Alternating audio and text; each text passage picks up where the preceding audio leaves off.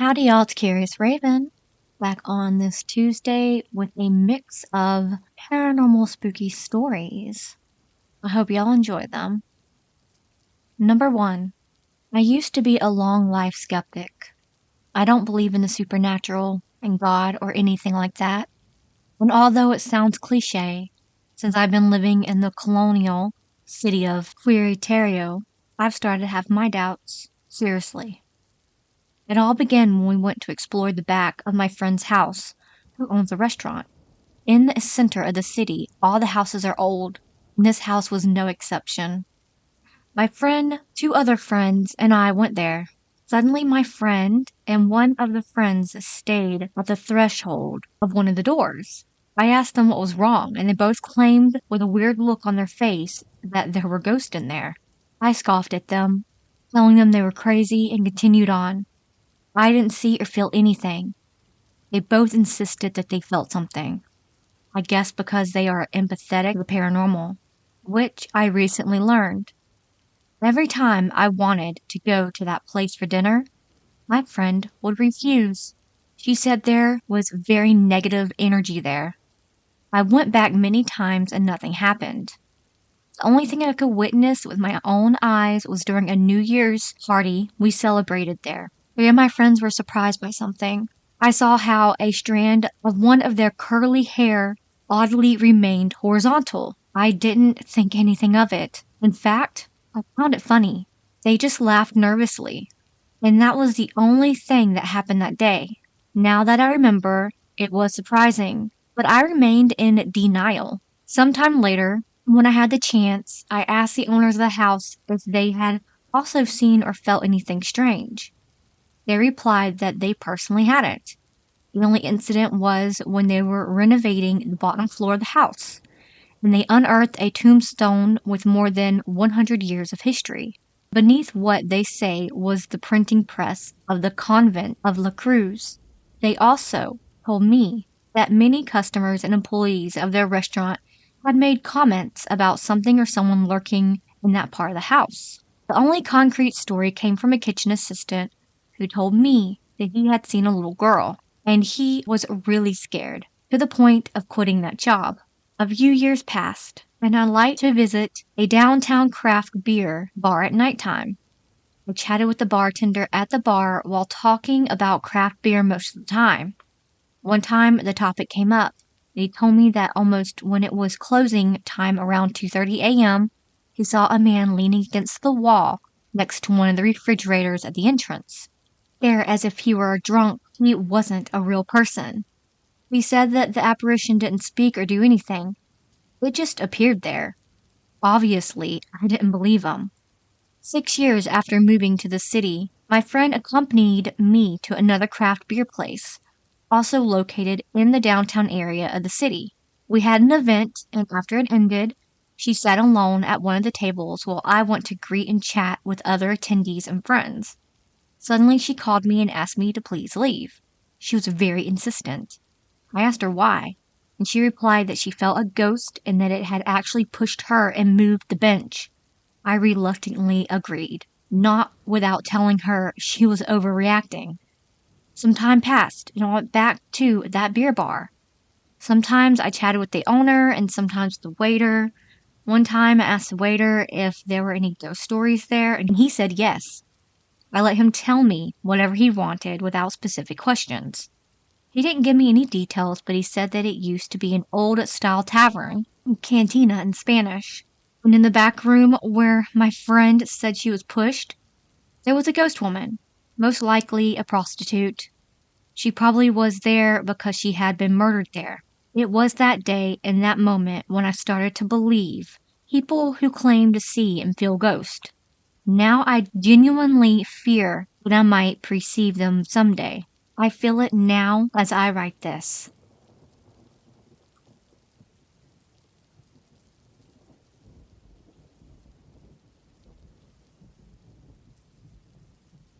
Number 2. Hello, this is my first post on the subreddit because I am relatively new to Reddit. I'm a little confused right now. Over the years, I have noticed strange occurrences, with some being related to spirits and ghosts of the sort. and other times I've just been a little too paranoid. However, as of late, I have felt like my surroundings are empty, despite being at college and surrounded by people. I feel like there is a recent lack of any paranormal occurrences or anything related to spirits nearby. It's almost like everything just vanished and is unsettling to say the least. I understand that while I am sometimes skeptical of spirits, this was one thing that I always felt was there and real, but it seems almost abandoned. Like I'm at college full of people, but how can there be no spirits? It might just be me, but something seems very wrong with that. I was looking through some posts and found that some people may deal with hauntings or possessions. So maybe something left my side. Any information on if there is anything that I could do would be great.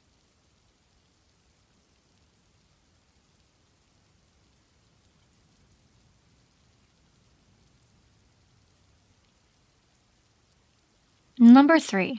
About 6 years ago, when I was 13, my family and I moved into the home of a family friend whose parents had passed away a few years prior. We all recently moved out once my dad got a job offer across the state, and I moved out on my own. The layout of the portion of the home this takes place in is difficult to describe, and I don't have really any photos that show the whole area.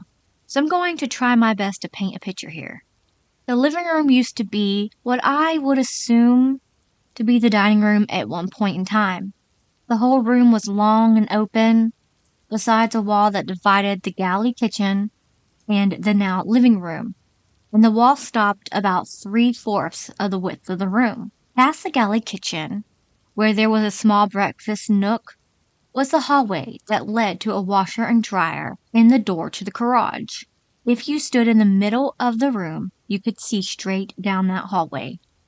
Above the sink in the kitchen, there was a small cutout that allowed you to see straight into the living room. Hung up high on a fireplace was a large TV, which you could see from the sink or the breakfast nook, and if it was off, it would reflect the hallway perfectly. The first time I have ever had this experience was probably about 2 years into my family living there. I was doing dishes at the sink, and I can remember looking up and catching the glimpse of someone in the hallway in the TV. I stared at it for a moment, trying to make out if it was the friend or a family member. But the more I stared at it, I realized it was none of them. Whatever or whoever the figure was tall and slender and visibly female from what I could make out. Every inch of the being was dark and almost void, but I could tell there was a hair falling down the side of its shoulders. For context, I am 5'4", and I was probably a little shorter at this time. My mother is 5'3", but this thing was clearly taller than me. I wouldn't call myself a skeptic, but also the kind of person who needs to fully debunk anything it could be before I truly start to believe it.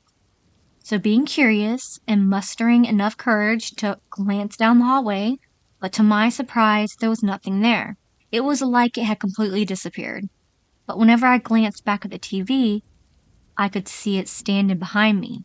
Back and forth ensued with me trying to figure out why I could only see it in the TV, and many attempts to try to look around and find anything that could be making this shape or figure out of thin air. I came up with nothing. Let's just say I didn't finish the dishes. For years, I would glance up and continue to see this same figure standing in the darkness of the TV, but every time I glanced over at the hallway, nothing. After some time, I became used to seeing it. She never moved, never made anything else move, and she never made a sound. She just stood there. So knowing there was no harm in ignoring it, I did just that. My parents never mentioned seeing anything. So I honestly started to believe my anxious brain was just creating things out of thin air, and I kind of completely forgot about it. My boyfriend and I started dating a few months before I moved out, and he had been over regularly and even spent the night on the weekends sometimes. We were exchanging ghost stories from our childhood, which most of mine took place in the previous home my family lived in. when I started to bring up this recurring encounter. Before I even had the chance to mention the TV aspect, my boyfriend suddenly became pale in the face and mentioned the TV. I followed up by asking him how he knew that because I hadn't ever mentioned it. He told me that he had gone into the kitchen to grab a drink one night and felt like he was being watched, and when he glanced up, he noticed something in the TV. I started to freak out, suddenly realized that I wasn't the only one to see it. He described everything about the figure to a point, the hair, and the height, and the position. Everything. What makes it weirder was that he only able to see her over his shoulder, making him feel like she was standing flush up against him. He only saw her once and never again, unlike me who had seen her so often that it was normal to me. I called my sister and father to ask them if they've ever seen it, but they both replied no. Also had some weird encounters of their own in different places of the house, meaning that for right now, as far as I'm aware, me and my boyfriend are the only two to have ever seen her, which makes this even more confusing.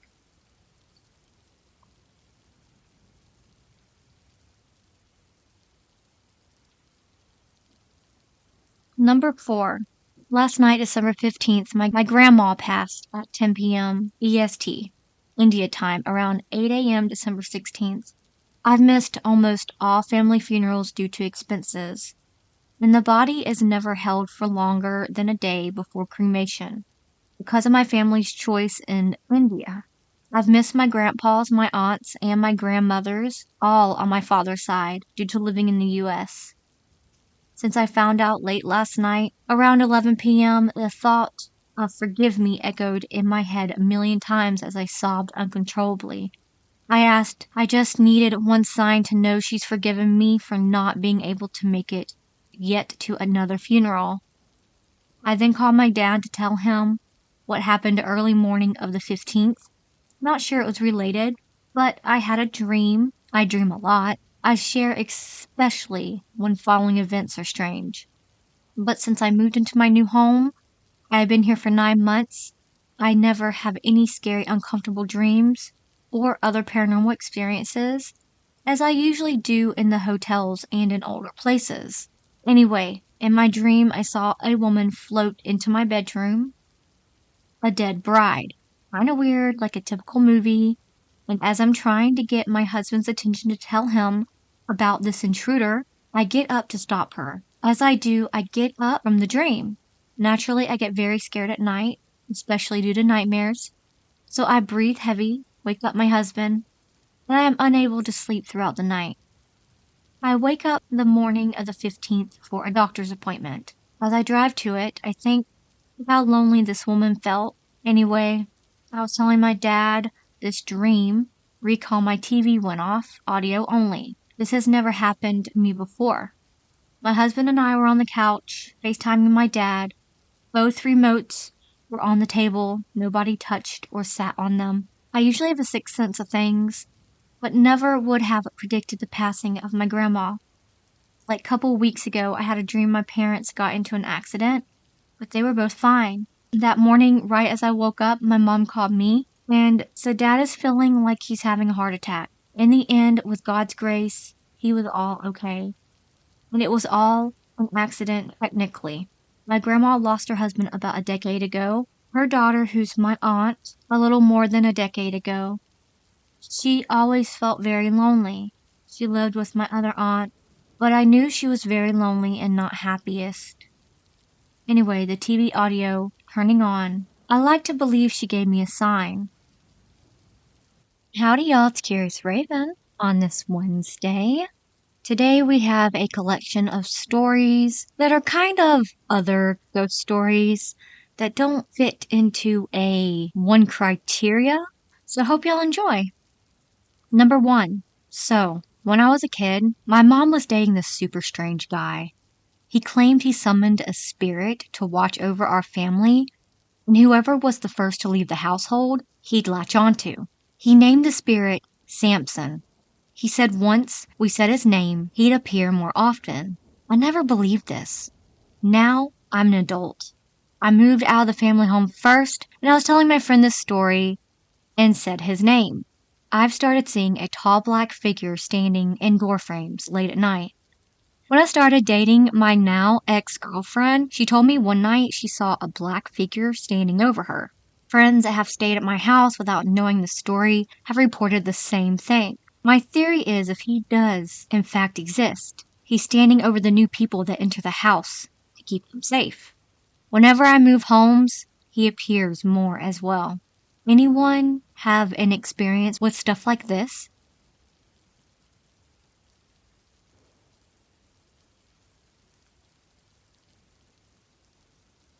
Number 2. As the title says, I did make an accidental eye contact with a ghost I saw in the mirror. I was at my mother's house at the time. I've since moved away, and was walking down the only hallway in the house. On the wall, we had this beautiful mirror that was hung about head level, and I'd always had the habit of glancing at myself when I would pass by. I remember clearly what he looked like, and I swear I startled him just as much as he did me. I was the only one on that side of the house at the time, so I know it wasn't any one of my family members. Plus, I don't even know anyone who looked even remotely similar to the guy I saw in the mirror. I never saw him again after that.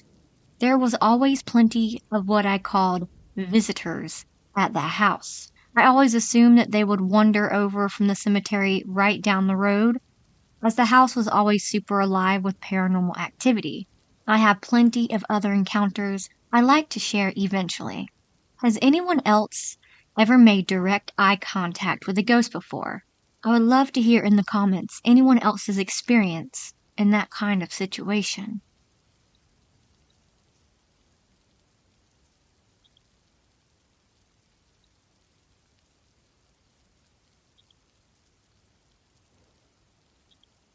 Number 3. So this is very strange, but stick with me. I cannot see ghosts, but I think I can feel them, and specifically tell when certain family spirits are in the room. For backstory, when I was 10, I noticed a pattern where my birthday to about 4 months later, I would sometimes notice a strange feeling or presence. It was not evil, normally just felt like an observer with no message. I told my mother about this, and she told me the duration was close to my dead grandfather's birthday, to Death Day, if you look at the months and days. I didn't know about this because my mom doesn't really talk about her dad, and he died about 10 years before I was born.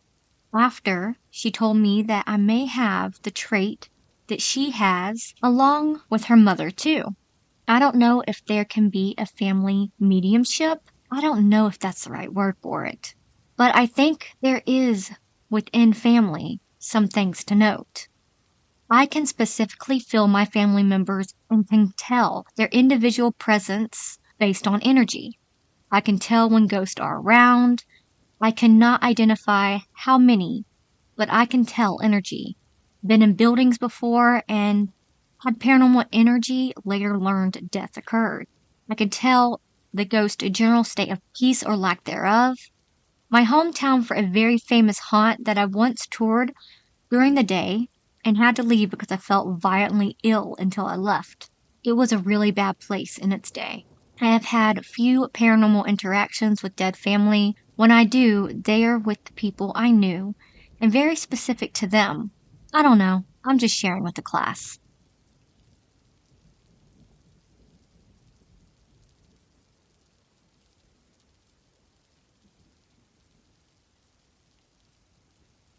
Number 4. A few days ago, I had the most incredible encounter, having had a number of what I can only personally call paranormal experiences, including what seemed to have been 2 partial apparitions.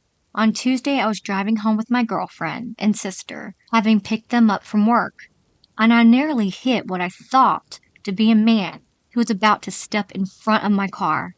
I live in a rural village in Cornwall, UK. The village has its own oldie worldly vibe going on and has seen its fair share of strange stuff. I used to work at a cafe on the site of a mining disaster in which 39 men and boys died in a flood, and my ex-colleagues and myself have all had experiences with poltergeist activity in that place. However, my experience on Tuesday has left me entirely confused.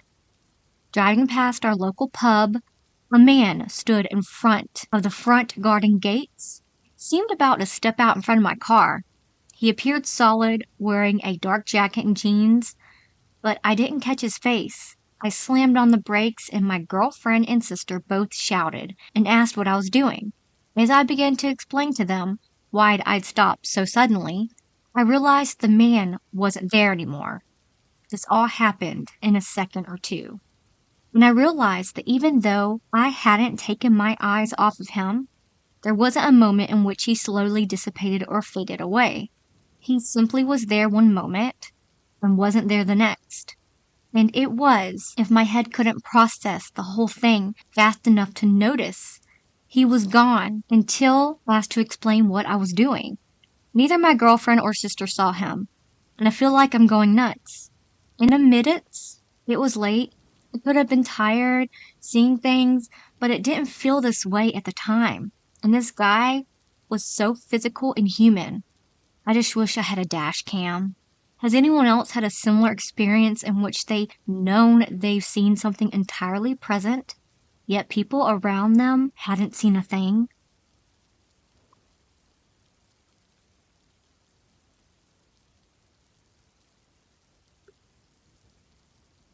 Number 5. About 2 years ago, I, female 24-something, currently lived with my best friend, female 23, in her parents' house, which happens to be one street away from my parents. We hung out there after work and school and at the weekends, any free time we both had. The apartment is a duplex and her room is on the top floor.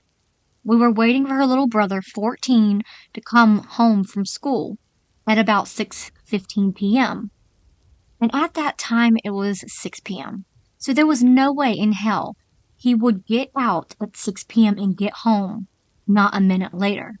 Yet we heard him get to the lower apartment, open the door, and start singing, which was a totally normal thing for him to do.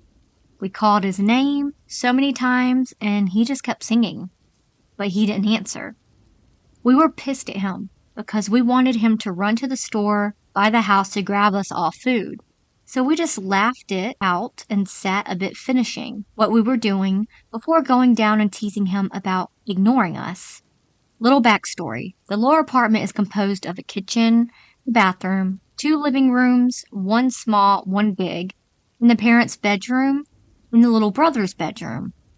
And I just hated the side of the kitchen in the big living room. I never felt comfortable there. It always looked dark no matter how many windows are open and how many people are in there.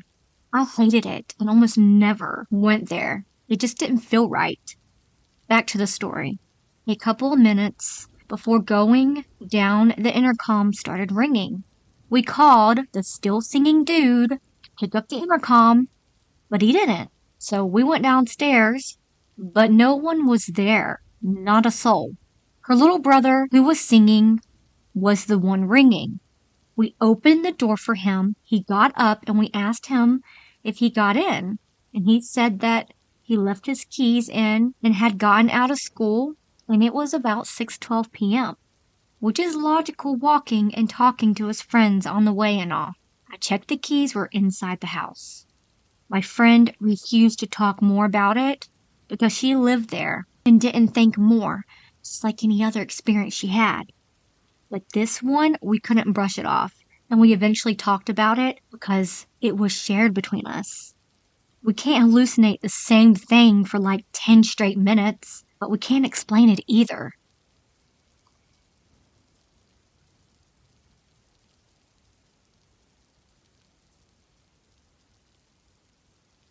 Number 6. And this is a paranormal 911 emergency advice needed, so I might throw in my 2 cents. Not sure yet. First of all, I want to say that my English isn't the best. I am from Germany. Since 2 weeks, my 2-year-old sister says that she sees a ghost woman. It's really scary because she does scary things, like tries to cut her ears off and scratch our faces and bites us. When we ask her why she is doing things like that. She says the ghost woman tells her to do things like that. She can't go to kindergarten in the moment. But someday she doesn't talk to us. She only talks to the ghost woman in a different language that we do not understand.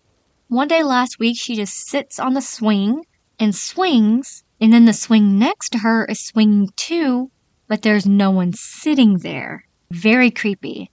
That's only a few examples of many paranormal things that happened in the last 2 weeks.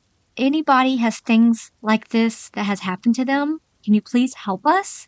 We don't want to give her medicine before we try other things to figure out what is exactly her problem. Well, I will say that when they're little like that, that happened to my son as well when he was around 3, a teenage boy that was haunting our house at the moment. And I don't think that he was like a malevolent spirit. He was very mischievous. And he would tell my son to do things that my son would normally not do. And he would get in trouble for it. So we just told the ghost that he has passed away and he is not welcome in our house anymore and it's not his home anymore. And we appreciate if he did not tell our child to do things that will get him into trouble when he needed to leave. And it worked. And he left. And we didn't have any more issues out of my child like that anymore. So that's something that you could do. Just talk directly to the ghost. Just open a door or a window when you tell them to leave. Because sometimes spirits feel trapped and they can't leave. But if they see a window or door open, it lets them leave out that way. So that's my advice.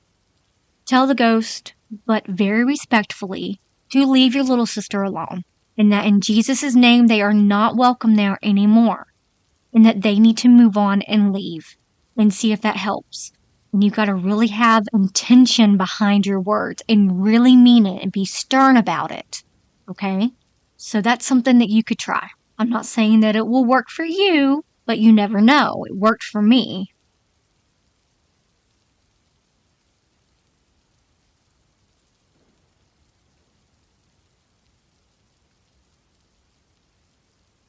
Story number 7. This is by a guy named Steven. So shout out to Steven. Thank you so much for sharing your story with us. So I woke up in the middle of the night to piss. Like every night, sometimes around 2 to 3 a.m. I go back to bed, got really comfortable, still awake. Before it happened, I felt so peaceful. Everything felt right, still awake at this time. And as I was laying there, all of a sudden, something poked me in my chest. And a pretty good poke, to know that it wasn't a bug or anything like that. Felt exactly how it would feel if someone poked you with their finger. I set my head up and looked around and saw nothing. Didn't hear nothing. Laying there trying to debunk what just happened, I couldn't. Had no fear because my brain automatically is telling me it's just a muscle spasm or something fell on me. That wasn't the case. I felt no negative energy any time that this went on. Just something I've never experienced before. So I just went back to sleep.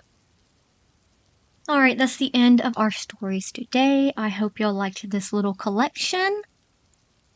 I'm going to try my best to be here tomorrow and give y'all, and if not, I'll be here Friday with some more stories for y'all. I love y'all so much. Until then, remember, it's scary out there. Please like and subscribe. Howdy y'all, it's Curious Raven. On this Creepy Pasta Saturday, we're going to read a story by Trash Tia, and it's called A Dead Boy Has Been Hunting Me Down My Whole Life. On my 18th birthday, I finally understand why. I've always been bound to death. On my 8th birthday, a shadow strode into my house and shot me and my family dead. I remember it vividly. Every detail, every angle, etched and stained and carved into my memory. I sat very still with my knees to my chest, my gaze glued to my siblings. Lily and PJ looked like they were sleeping, and I could almost believe it. I didn't look at the shadow. From the comfort of my knees, I waited for my brother to lift his head, but his body was so limp, so still, every part of him faltering. My sister's head was nestled in his shoulder, thick beads of red running down her face. They're just sleeping. I could tell myself they were, as long as I didn't look at the splatter of the scarlet staining the back of the couch and pulling at their feet. Bang! Mom's body dropped onto the ground. I lunged forward, slamming my hands over my eyes. Bang! PJ's head slumped forward, a teasing smile still frozen on his lips. Bang! Lily gently tipped into PJ like she was going to sleep. Before she closed her eyes, Mom told me to run. I can't remember how long I stayed under the shattered remnant of Mom's favorite table. The shadow was waiting for me to move, to make a noise. I watched booted feet crunch through glass, getting closer and closer. And slowly, fight or flight began to take over. Making it halfway across the living room, my palms slick with my mother's blood, I thought I was going to live. Cruel fingers wound their way through my hair and shoved me to my knees. I remember the phantom legs of a spider creeping down back of my neck when the shadow with no face dragged the barrel of his gun down my spine. Turn around. The shadow had a voice. When I didn't move, the protruding metal stabbed into my neck. Turn around, kid. I did very slowly. Behind him, my siblings still weren't moving. They were asleep. Lily was still smiling, strawberry blonde ringlets stained red. I couldn't see PJ's face anymore. Bang! I didn't feel the gunshot. I didn't feel anything. Looking down, I glimpsed slowly spreading red blossoming like a flower. It felt like being cut from strings. I hit the ground, just like my mother. My body felt heavy and wrong, paralyzed. I remember being unable to scream, unable to cry, the salty taste of metal filling my mouth. It was like being winded, rolling onto my side. All I could see was a flickering candlelight. Air was thick, so hard to breathe. I rolled onto my back, trying to suck in air. The shadow took a step back, opened the front door, and bled into the night. I don't remember the pain. I don't remember dying. I couldn't breathe, couldn't conjure words in my mouth. I felt warm and sticky, lying in my own blood. I think I tried to move, but I was so tired. I'm not sure what death feels like, because it's like going to sleep. I remember my last shuddering breaths, a lulling darkness beginning to swallow me up. I don't know why I wasn't afraid. Oblivion almost felt like I was sinking into lukewarm depths on a summer's day. Oblivion wasn't pain, and there was a peaceful to it. It was endless nothing, and nothing I found myself gravitating towards. But before I could envelop myself in that darkness, it was spitting me back out. The next thing I knew, I was in a white room, a slow beeping sound tearing me from slumber. I had a vague memory of slow spreading roses blossoming across my shirt, summer flowers blooming. Everything was white, the walls, the ceiling, my clothes. Sensation hit me in slow waves. Exhaustion. I felt it tightening its grip around my brain, dragging me back onto a mountain of pillows. When I tried to jump up, my Aunt May was sitting next to me on a plastic chair, her warm fingers entangled in mine. Aunt May and my mom were practically twins, with the same thick red hair and pale skin. Mom wore her hair in a casual ponytail, while May preferred hers in a strict bun. I had to tie back the urge to yank my hand away. Aunt May was asleep, used tissues filling her lap. There was a nurse pottering around, checking my vitals and probing my arm. My eyes felt heavy. I had to blink several times to keep myself awake. Charlie? The nurse's voice was like wind chimes. I pretended not to notice her forced lipstick smile. The way she stood with her arms folded, staring at me like I was one of my cousin's experiments. "You're in an accident, sweetie," the nurse spoke up. I could see her trembling hands. "Just, try and rest, okay?" I wanted to ask where my family was, but I already knew the answer. I think she knew that too. "You died, Charlie." The nurse's voice was eerily cold. "You were dead for 13 minutes. She took slow steps towards me, her eyes growing frenzied like she couldn't understand me, like I was a puzzle she could not solve.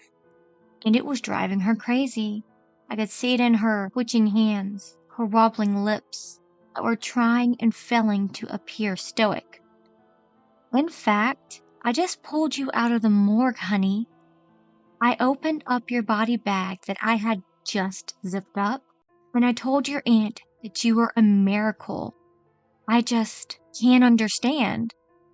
The nurse sounded like she was trying to choke down a laugh or maybe a sob. "Charlotte, you were pronounced dead at 3:02 a.m. from a gunshot wound to the chest." Taking a slow, sobbing breath, the nurse tried to smile. "The bullet went through the right ventricle of your heart and severely damaged your left lung, rendering you unable to breathe. Your heart stopped, and after 4 attempts to resuscitate it, we caught it." Something slimy wound its way up my throat when she began to pace the room. "I did all the paperwork. It took me 2 minutes. Your death certificate was signed and your body was taken to the morgue to be prepped for transportation. Then I had my lunch, tuna salad with a protein milkshake. I'm not a fan of the chocolate flavor." She shook her head. "Anyway, when I came back to you, you were awake inside your body bag." Her voice was starting to break. "You were, alive and asked me for apple soda." The nurse moved closer and yet kept her distance. I could feel myself moving back, panic riding through me. "So," the nurse spoke calmly, "how the fuck are you still alive, Charlie?" I think I passed out after that. When I woke up again, my head a lot less heavier. The nurse was gone. Slowly, my foggy brain began to find itself and connect dots. My mouth was dry, full of cotton. There was a sudden tightness, a sharp and cruel sting in my wrist. Something sharp was protruding into my flesh. No matter how many times I violently wrenched my arm, it was stuck. It didn't feel right to be able to breathe so easily. I knew the second I woke up, my mom was dead. Lily and PJ were dead, and it was like losing them all over again. As clarity came over me, I found my voice, a strangled cry escaping my lips. "Get out," I whispered in a shrill cry. Tugging at the IV in my wrist, I tried to yank the needle from my skin. "Get out," I shrieked, my gaze glued to the tiny spots of blood staining the insertion point. I could see it again. So much blood. Mom was curled up on the floor, lying in slow spreading red that wouldn't stop seeping across her beaded rug. She was all over me, slick on my face and caked in my fingernails. I couldn't wash her off of me. "You're okay, Charlotte." My aunt's voice came from my right, enabling me to reality. The world started to move again, started to make sense again. When she cupped my cheeks and told me to breathe, when I opened my mouth to ask where my family were, she slightly shook her head, and I swallowed my words. Aunt May handed me a glass of water, and I drained it in one gulp. She told me I was a miracle. Aunt May didn't say much, and when she did, she broke into sobs. Her eyes were raw from crying, clinging on to me, her shuddery voice reassuring me that I was going to be okay. She told me I would be living with her from now on, before wrapping me into a hug and leaving to get coffee. Once my aunt was gone, another nurse came to prod my IV. I tried to sleep. The uncomfortable tightness of the needle sticking into my skin and the sterile white lights in my eyes made it impossible. I waited for grief to catch up with me, drowning me in a hollow oblivion, and I wouldn't be able to claw myself out. But I didn't feel sad. I didn't feel angry. I wanted to know why my family were dead. I wanted to know why I was breathing when their skin was ice cold, rotting. The sudden image of maggots crawling at my brother's nose sent me lurching into a sitting position, my stomach heaving. Reaching for my glass of water, it was empty. The sensation of throwing up felt familiar, almost comforting. Mom was always with me when I was sick, holding my hair back and lulling my hysteria with reassuring murmurs. I was frowning at the trash can by the door, my cotton candy brain trying to figure out if I would be able to make it in time, when a small voice drifted from the doorway, startling me. "I don't want you to come live with us." My cousin was peeking through the door, hiding behind a shock of dark brown curls. Jude was the only brunette in our family. The rest of us were redheads. I wasn't sure why. He was dressed up like a ghost, draped in a white cloak that was way too big for him. Jude was a weird kid. His mother and my aunt had inherited the family house, so in his mind, that made him superior.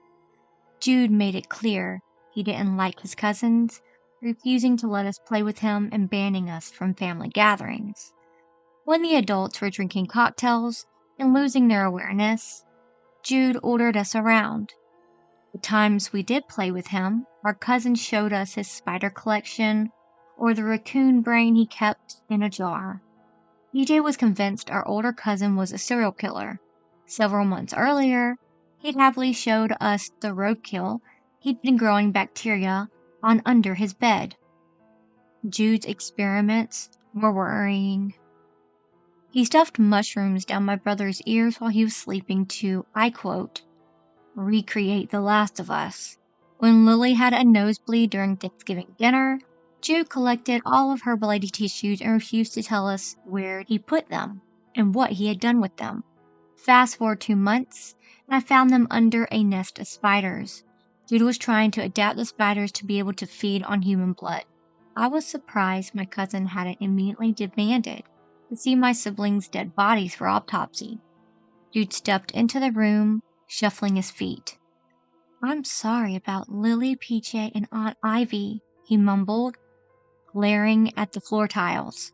My cousin made no move to offer real sympathy, instead speaking to the floor. "But I don't want you to come live with us." Jude lifted his head, looking me dead in the eye. "I don't like you, Charlie. I want you to stay away." Before I could reply, he stepped back, like I was diseased. "You should be dead," Jude grumbled. He scowled at me, getting my age purposely wrong as usual before running off. "Happy 68th birthday." I was 6 months older than him.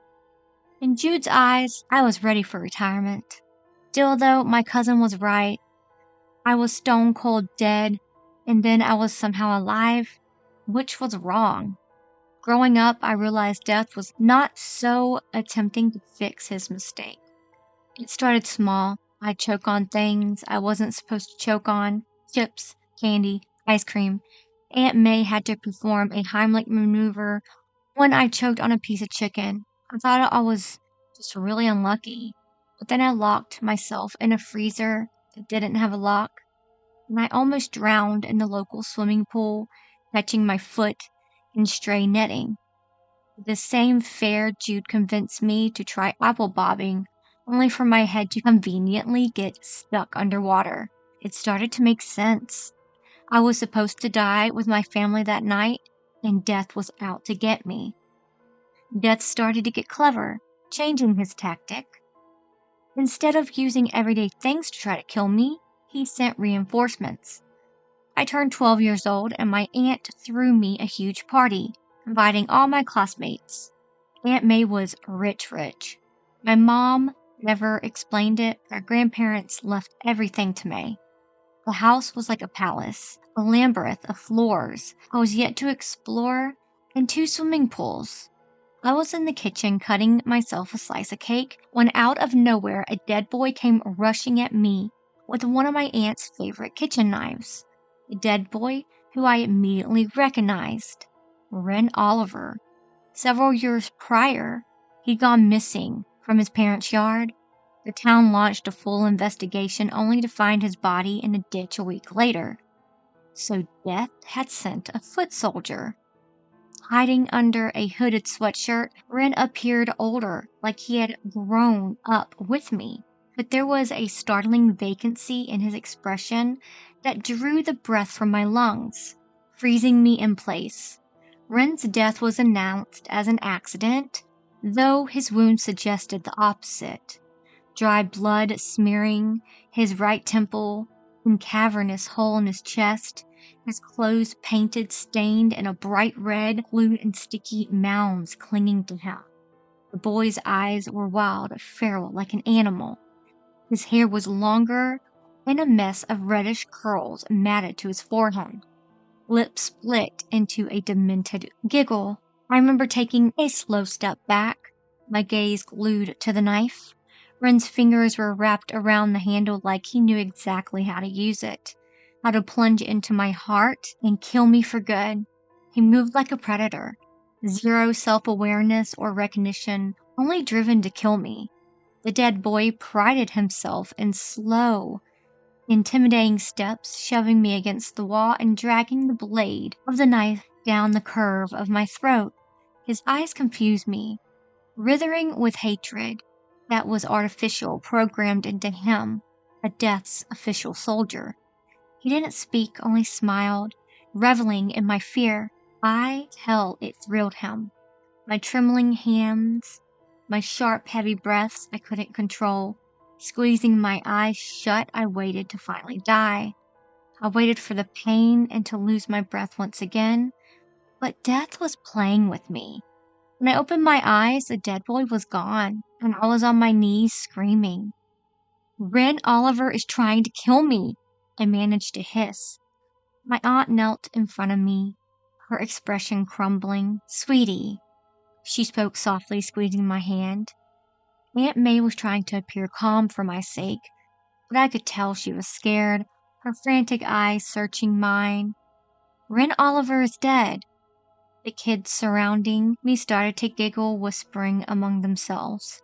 In the corner of my eye, my cousin was leaning against the door mid-eye roll. When my aunt was ushering kids back to the pool, Jude came to crouch in front of me. Ever since I started living with him, he made sure to keep his distance. This time, though, Jude leaned comfortably close, a sparkle in his eye I had never seen before. Inclining his head, he rocked back and forth on his heels, prodding me in the forehead. If you see the dead boy again, can you tell me? His lips curved into a smile. I did see him. I gritted out. I'm not lying. Jude shrugged. I never said you didn't. He lowered his voice into a whisper. I want to know when you see him again. Why? His lips curved into a smirk. So I can catch him. My cousin got closer, his breath tickling my cheek. I see dead people. After that incident, death left me alone for a while.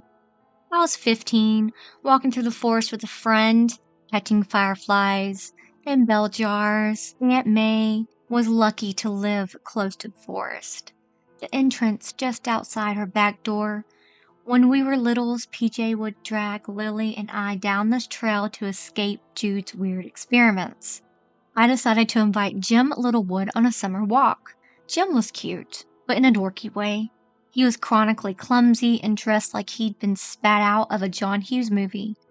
We hiked all the way to the end of the river and had a picnic.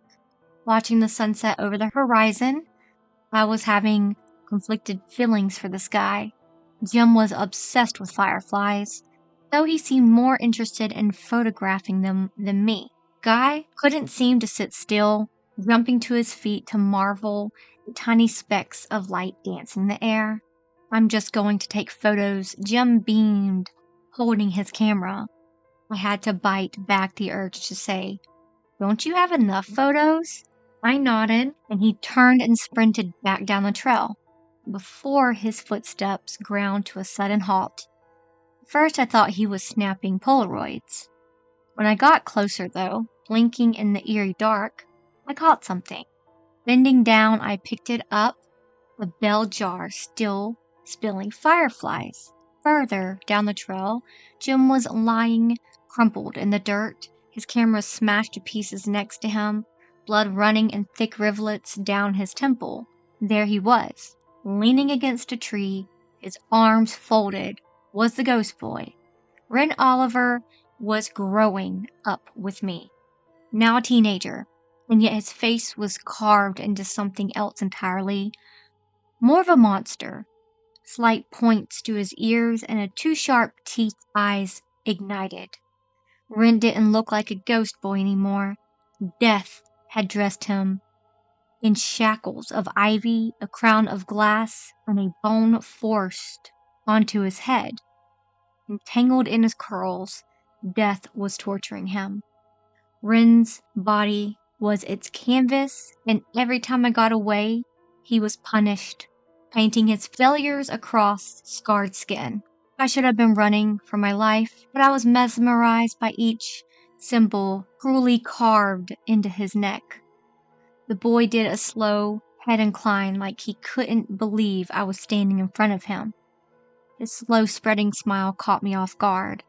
I remember how to run, stumbling over my feet, but I couldn't move. The burning hatred that death had filled him with was stronger, hollowing him out completely. I managed 2 sharky steps before I felt him, an unearthly force winding its way around my spine. This time he didn't hesitate. I watched his mouth move, a single curve of his upper lip that wrenched my body from my control, slamming me against a tree. There was something around my throat choking the breath from my lungs, thick fog spreading over my eyes. Following his mouth curving into silent letters, I could feel my feet slowly leaving the ground, my legs dangling. I was floating, hovering off of the ground, suspended by his words. Through half-lidded eyes, caught the glint of a blade between his fists, but I couldn't move, couldn't scream. He was drowning me, bleeding into my blood, spider webbing and expanding in my brain without moving a muscle. Instead, the ghost boy silently running his thumb down the teeth of his knife while he ripped my lungs apart. It was like suffocating, sinking into the peaceful oblivion I met at 8 years old. This time, though, the darkness was starving. "Charlie?" My eyes found daylight, a scream clawing out of my mouth. "Charlie, it's past curfew." Ren flinched, his stoic expression crumbling. The dead boy's lips moved again, this time in a curse. "Fuck. Charlotte." Staggering back, Ren's eyes widened and the suffocating hold on me severed. His head snapped in the direction of my aunt was coming from. "Charlie, answer me right now." He hesitated, his bare feet pivoting in the dirt like he was considering finishing me off. Ren studied me with lazy eyes, sucking on his bottom lip, while my aunt's footsteps got louder, branches snapping under her shoes, something contorted in the boy's face. Fear. I guess the boy wasn't expecting other humans to intrude. Ren fell over himself, shuffling on his hands and knees before diving to his feet. When he turned and ran, I was released, slipping to the ground, trying and falling to draw in breath. I barely felt the impact, only a dull thudding pain. I could hear the ghost boy's footsteps, his uneven, shreddy breath as he catapulted into a run. Under a late-setting sun, I watched his dancing shadow disappearing into the trees. Mission unsuccessful, I guessed. When I was fully conscious, Aunt May was checking over Jim, helping him sit up. Where did he go? I managed to get out, scanning the darkness for Wren. He's okay, just concussed, May whispered, dialing 911.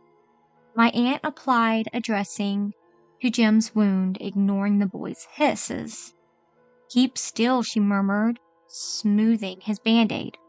What happened, Charlotte? She pushed me over, Jim groaned, shuffling away from me. My aunt told him to stay calm. He straightened up, leaning against the trees. The psycho bitch is trying to fucking kill me. It was Wren Oliver, I gritted, teetering on hysteria. I could tell she didn't believe me, but I couldn't stop myself. I prodded at my throat, clawing for the indentations, when his phantom's fingers snaked around my neck, squeezing the breath from my lungs. There was nothing. I could feel my mind starting to unravel. I nodded to my disgruntled classmate trying to dodge my aunt's prodding. Ow, ow, ow, that stings! He knocked Jim out, I managed. Then he tried to kill me. Jim surprised me with a scoff. You're seriously blaming your psychotic break on a dead kid? Aunt May pursed her lips, motioning for Jim to be quiet. Judging from her face, however, she agreed with the boy. May forced a smile, though it didn't quite reach her eyes. Okay, can you, describe the boy to me, Charlotte? He was wearing a crown, I said, and he looked my age. Aunt May cocked her head, and I saw real worry, like she was trying not to freak out. Jim made a snorting noise. I'm sorry, he was wearing a crown? Yes, I insisted, getting progressively more frustrated. I tried to jump up only for my aunt to gently lower me back down. I know it sounds crazy, but death has sent Wren Oliver to kill me, just like my family. He tried to kill me when I was 12, too. Jim let out a bitter laugh. Your niece is a fucking wackadoodle. Aunt May's eyes darkened. She grabbed my shoulders, her nails stabbing into my skin. Charlie, I want you to listen to me, okay? When my eyes found the rapidly darkening sky, my aunt forced me to look at her. Charlotte. She was scared as me, her voice shuddering. Wren Oliver is dead, my aunt said firmly, shaking me. Even then, though, I wasn't even looking at her.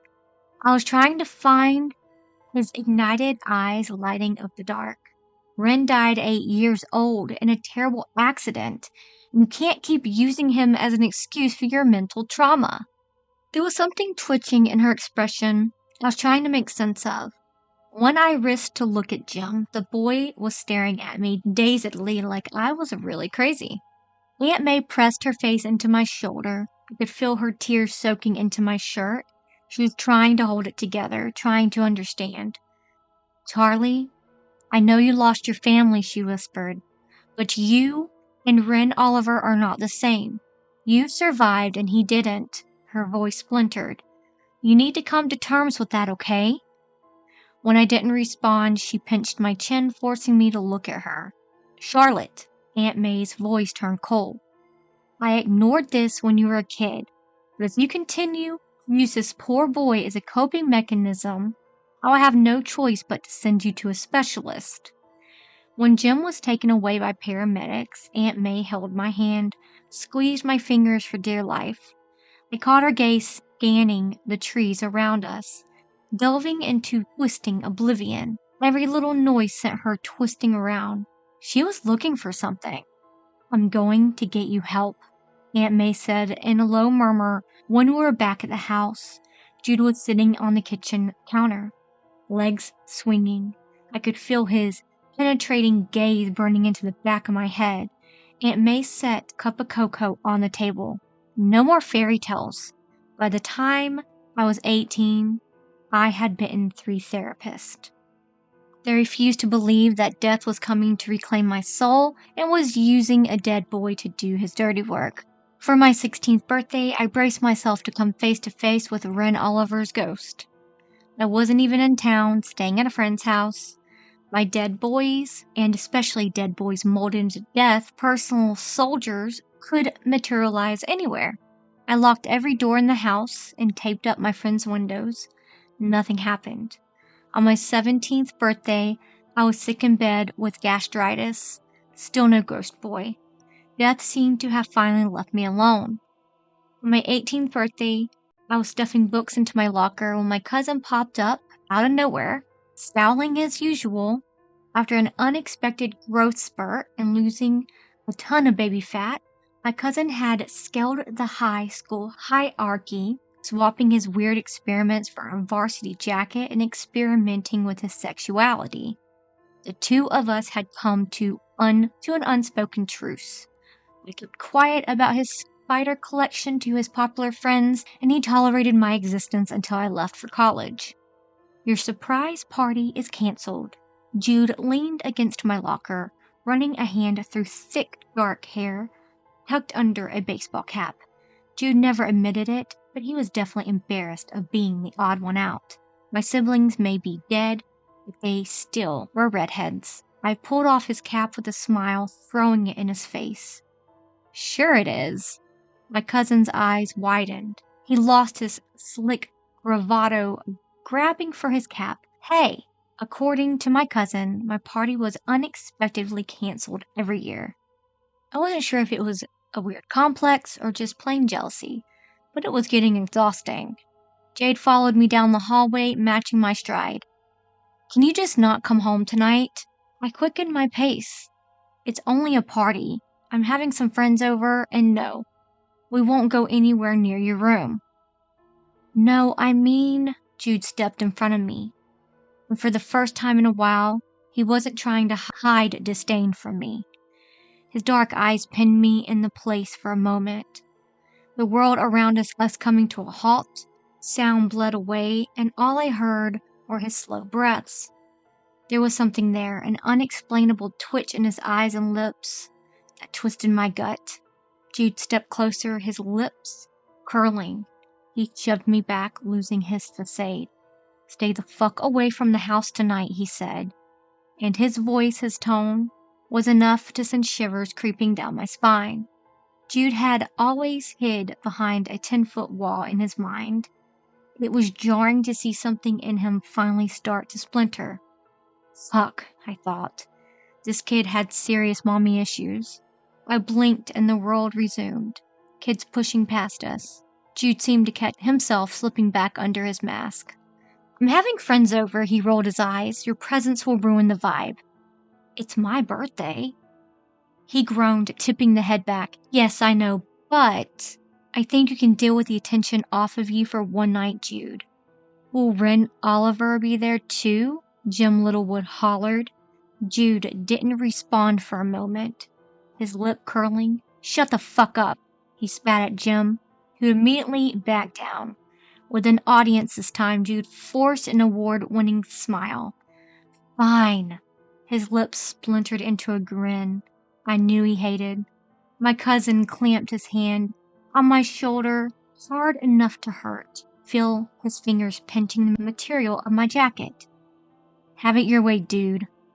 Jude backed away with a 2-finger salute. Happy 78th birthday. In a sense, I wish I listened to my cousin.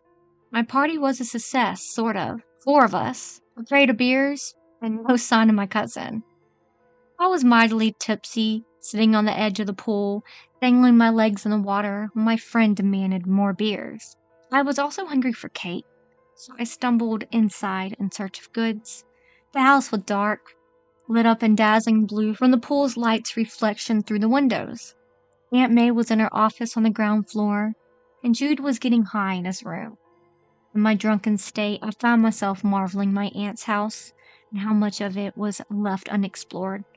For example, in the foyer, past a spiral staircase she'd had custom made, was an elevator I had never questioned. There was a girl my age standing on the staircase. She was frozen mid-run, dressed in ragged jeans and t-shirt. Everything about her stuck out to me, bringing me to a sobering halt. The girl reminded me of my sister, or at least if my sister had grown up. I wasn't sure if I was drunk or hallucinating. Her flowered crown was pretty. Lily had grown wings. I was slowly moving towards her, a sudden bang sounding from the kitchen. The bang of something shattering to the floor. Twisting around, I found myself gravitating towards warm golden light. The first thing I saw was the refrigerator door hanging open, and something, rooting around in itself. Glued to the spot, I dazed, watched them grab milk, guzzling it down, then soda, cracking open each can and sucking them dry before carving their fingers into my birthday cake. But I wasn't looking at the spillage of food seeping across the floor. Instead, my gaze found a crown of antlers, both human and animal bones entangled with dead flowers, and human remains glued to a head of familiar matted brown curls. There was something sticking from battered and bruised flesh, twin gaping slits sliced through a torn shirt, resembling glass wings that were not yet formed, reminding me of a butterfly wings, but not the wings I dreamed of as a kid. These things were unnatural mounds that both did and didn't make sense on a human boy. I could see the trauma of them slicing through his flesh, monstrous looming, protruding from what was left of a human spine. Human, and yet I couldn't call his beautifully grotesque face human. Ren Oliver had grown up with me, now an adult, 18 years old. His clothes confused me, a single white shirt and shorts. Ren's feet were bare, battered and bruised, blood smearing my aunt's tiles. Angel. Death had turned his foot soldier and my future killer into an angel, but there was nothing angelic about the dead boy. His body and mind sculpted and molded into death's own. The boy no longer resembled a human, frail eyes and manic smile, choking down pieces of cake. His face had been contorted into a monster, gnashing teeth and sharp points on his ears, a sickly tinge to malnourished skin. And that's when it hit me, watching him stuff himself with food. Something slimy inched its way up my throat. The boy didn't move. I don't even think he noticed me, gorging himself on anything he could get his hands on. Chicken, raw bacon, leftover salad. When he moved onto cupcakes, licking frosting from his fingers, I glimpsed markings on his arms, a language I did not understand, carved into him. His wrists were shackled, bound in entangled iron and vine, iron that was ingrained into his skin, vines and flowers and ivy, entangling his bones that were part of him, polluting his blood. Slowly my eyes found stab wounds, splitting open his torso, raw flesh, where his skin had been torched, melting and then merging, ripped apart and put back together, over and over again. I found his heart, the gaping cavern in his chest where it should be, and it was, marked, carved, and branded with a symbol resembling an X. Ren Wilson was not dead. Just like me, he should have been. I remember saying his name, my voice slurred slightly. I didn't drink that much, but I could barely coarse words. My head was spinning. Ren's neck snapped towards me, his eyes narrowing with resentment I couldn't understand, hatred that seemed to puppeteer him, slowly tilting his head. The boy's lips split into a grin, eyes filled polluted with mania. I could see where his lips had been stretched shut and then ripped open. Hi. He held up his hand in an awkward wave. When one of my friends stumbled into the kitchen, Ren reacted on impulse. He picked up a knife from the counter, throwing it like a dart straight through the guy's throat. Something shattered inside my mind. Ignoring my friend bleeding out, Ren stumbled over himself, abandoning his feast. He took a single step towards me, backing me against the wall, coming so close enough for me to feel his very real breath grazing my cheeks, just like when he was a kid. He traced the teeth of his blade down my throat. I wasn't expecting him to burst out laughing, trembling with hysteria. His eyes were wild, feral, and wrong, almost euphoric, with what all I could only recognize a relief. Bang! I was barely aware of the gunshot. The bullet went straight through his head, the winged boy hitting the ground, dead. I saw the blood streaming through him in a halo. Before the bleeding pool faltered, seeping back inside his head like a rewinding a VCR. Ren was dead, and then he was alive. Ren's body contorted, his chest inflating, his gasp for air was painful, strangled eyes opening wide, terrified. You fucking idiot. Jude's voice sent me twisting around. My cousin stood in the exact same robes he wore as a child. The world tipped off kilter, and I was on my knees, then my stomach. I sunk to the floor, my thoughts swimming. Jude's murmur followed me, creeping in the dark. I told you not to come home. Can't remember how long I was unconscious for. When I woke, I was dressed in an evening gown, a dress that used to be my mother's. My vision cleared, and found myself sitting in an unfamiliar room resembling an abandoned swimming hall. The pool itself was empty, the bottom stained, revealing scarlet. There were symbols carved into each tile. Like a game. Sit up straight, Charlotte. I was sitting at a banquet. Jude was in front of me, sipping on wine. He caught my eye for half a second before averting his gaze. The far end of the table sat my Aunt May. Kissing the rim of her glass, her smile was twisted. I've been waiting so long to give you your birthday presents, Charlotte. Your memory should be returning soon. Mom? Jude muttered, hiding behind his glass. Calm down, you're embarrassing yourself. Ignoring my cousin, May tapped her glass with a fork, and in walked my birthday presents. No, dragged by their hair. Ren Oliver, the dead boy, was in fact my aunt's prisoner. Behind him was a girl who looked so much like Lily. I think that's why my aunt chose her. Aunt May cleared her throat. For a long time our family has lived among creatures who live in the forest you played inside. In exchange for keeping this town safe, they only ask for small favors. Wayward children who disappear into the woods are good enough payment. Charlie, you and your siblings do not share our inheritance. Your mother never wanted fate children. She wanted you to be human. Aunt May's smile faded.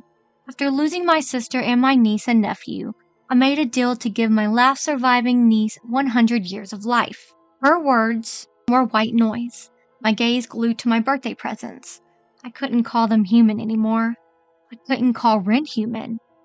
When his face was so beautifully grotesque, painfully hypnotizing, the monstrous things sticking from twin slits in his back were supposed to be wings, except they looked wrong, cruelly protruding from his exposed spine under the influence of alcohol earlier. The girl made me smile. Her wings, to me, looked like ones of a real fairy. In reality, they were torn and shredded apart, bigger than the girl herself. When she dropped onto her stomach, she was dragged back to her feet, her knees buckling under the weight. Her tiara of flowers and bone looked pretty to me when I saw her on the stairs. Now, though, I could see the pearly white of human child's skull forced into her head. Dead flowers threatened through carnivorous, gaping eye sockets. The two of them were violently shoved into the empty pool. Jude, please demonstrate, sweetheart. Jude stood, pulling out a gun and aiming it at the winged girl. Bang! The girl's body hit the tile, her blood seeping across stained white. Now, of course, our king did not give you life for free, May continued. The king demanded a debt, as well as 2 heirs to join him in his court once your 100 years were complete. Her lips worked into a smile. The king is smart. The child cannot be stolen from a human world. It can, however, be made, molded, and shaped from their human forms, skinned of their humanity through their suffering, leaving a hollowed-out shell in the child's place. She was speaking so casually, ignoring Ren's whimpers. The conversion takes a while, 100 years to birth a fully blooded fae heir who will lose their human memories in preparation to join their new family. Jude shot Wren in the chest, his eyes empty. This time, he dropped his weapon using finger guns instead. Bang! He deadpanned. Then the neck. I watched Wren come back to life and then die over and over again. I think at one point he screamed and cried, "Not now." He was their puppet on display, dancing for their entertainment. Half-lidded eyes drowned in oblivion found mine, and I understand his hatred. Before he was shot again, stabbed, branded and burned and ripped apart. At some point, I screamed at them to stop. I couldn't breathe, slamming my hands over my ears and begging them. Aunt May didn't listen, ordering my hands to be tied down.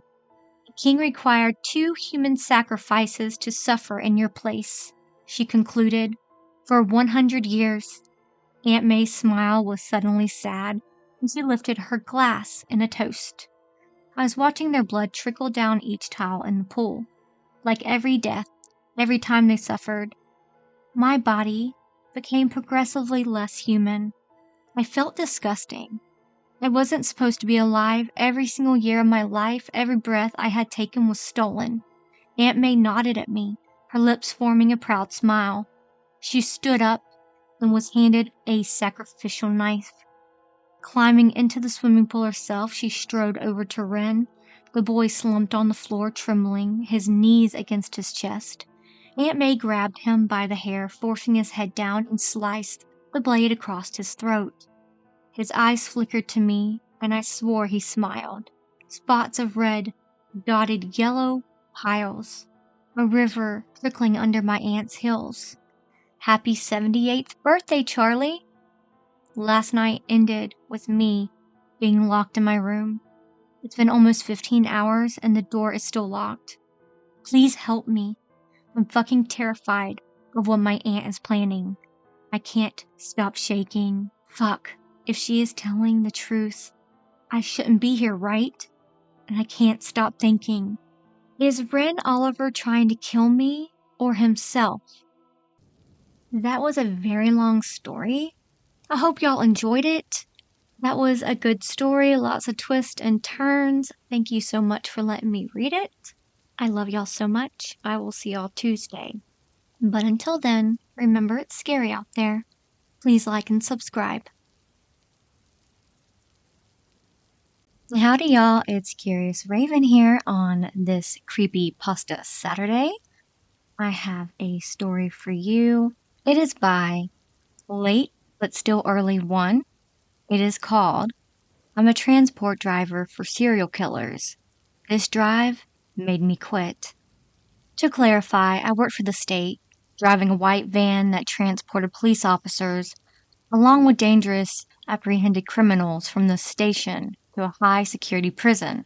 These criminals include serial killers, sex offenders, and other such abominations.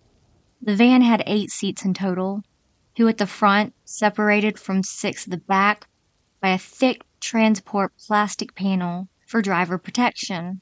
I was never specifically told the crimes they have committed, but the drive could be over an hour long, which meant I often had enough to gauge from their conversations and ramblings. Some would yell and try to fight the police or escape during the ride, but the van was built rock solid to account for those types. Some were child abusers, molesters, remorseless killers who gloated about their sins. Others would beg the police to let them go. I was disgusted by these people, but never disturbed to the point of wanting to quit. After 10 years on the job, nothing fazed me anymore. In fact, I was proud of what I did. The more horrific the person, the more I liked the idea of sending them off to get what they deserved. That was until one day, when a calm, well-groomed young man was apprehended and brought to the van. 4 police officers accompanied him. He was dressed in a tailored blue suit and had shiny brown slicked back hair. Couldn't have been older than 30. First, I mistook him as a manager or a lawyer from a distance, before noticing he had both hands behind his back. He nodded politely as he passed my window and was taken to the back. They unfolded the seats and sat down, and the door was slammed shut. I started the engine. "This ride's an hour and a bit. You're not going to give us any trouble, are you, son?" asked one of the officers. "Course not. You guys don't get paid nearly enough for that," said the man in the suit. A few of the policemen scoffed. "You're right on that one," another officer said, rolling his eyes. "My uncle used to be a cop. Ironic, I know." The man in the suit replied nonchalantly, still handcuffed. "But when he started, there were 50 in his division. Now there's about 10. Makes you wonder if all the tax money is going to the nuclear warheads instead." "Wouldn't be surprised," one officer mumbled to another, shaking his head. "My lawyer told me not to say that because it might piss you off, but I told him you'd all let me go as soon as you heard it." The policeman gawked, the entire van erupting with laughter. I wondered what was so funny. Whatever crime he had committed, this man was bantering without a care. While being deported to face life in prison or possibly the death penalty, he cracked a few more jokes, and they were wrapped around his little finger. A while later, he caught my eye in the rearview mirror. "You must hear all sorts of crazy stories," said the suited man, talking directly to me. "Imagine being an Uber driver, but all the passengers kill people. I'd watch that reality show," he continued. "Still, it must be satisfying in a weird sort of way, bringing them all to justice, literally." "Yeah, sick people like you," I replied. He stared at me through the mirror. I felt a chill out of nowhere. My blood ran cold, and I instantly regretted opening my mouth. Sick people like me? There was a silence for a few seconds. Cops looked at each other awkwardly. I kept quiet. "Well, cheers to you on behalf of all the sick people like me, then," he finally said. I couldn't tell if he was being sarcastic. "I mean it. If it weren't for you, we'd all have to walk to prison. Wouldn't want to drop the soap after that hike." "He must be fun at parties," cop smirked. I realized the cop was referring to me. They all laughed again. For the rest of the journey, they talked about politics, stories about other prisoners, and how early they could leave for work. They had an odd chemistry with him. The policemen did very differently to how they usually did. They usually tried to bully the criminals or scare them into a confession.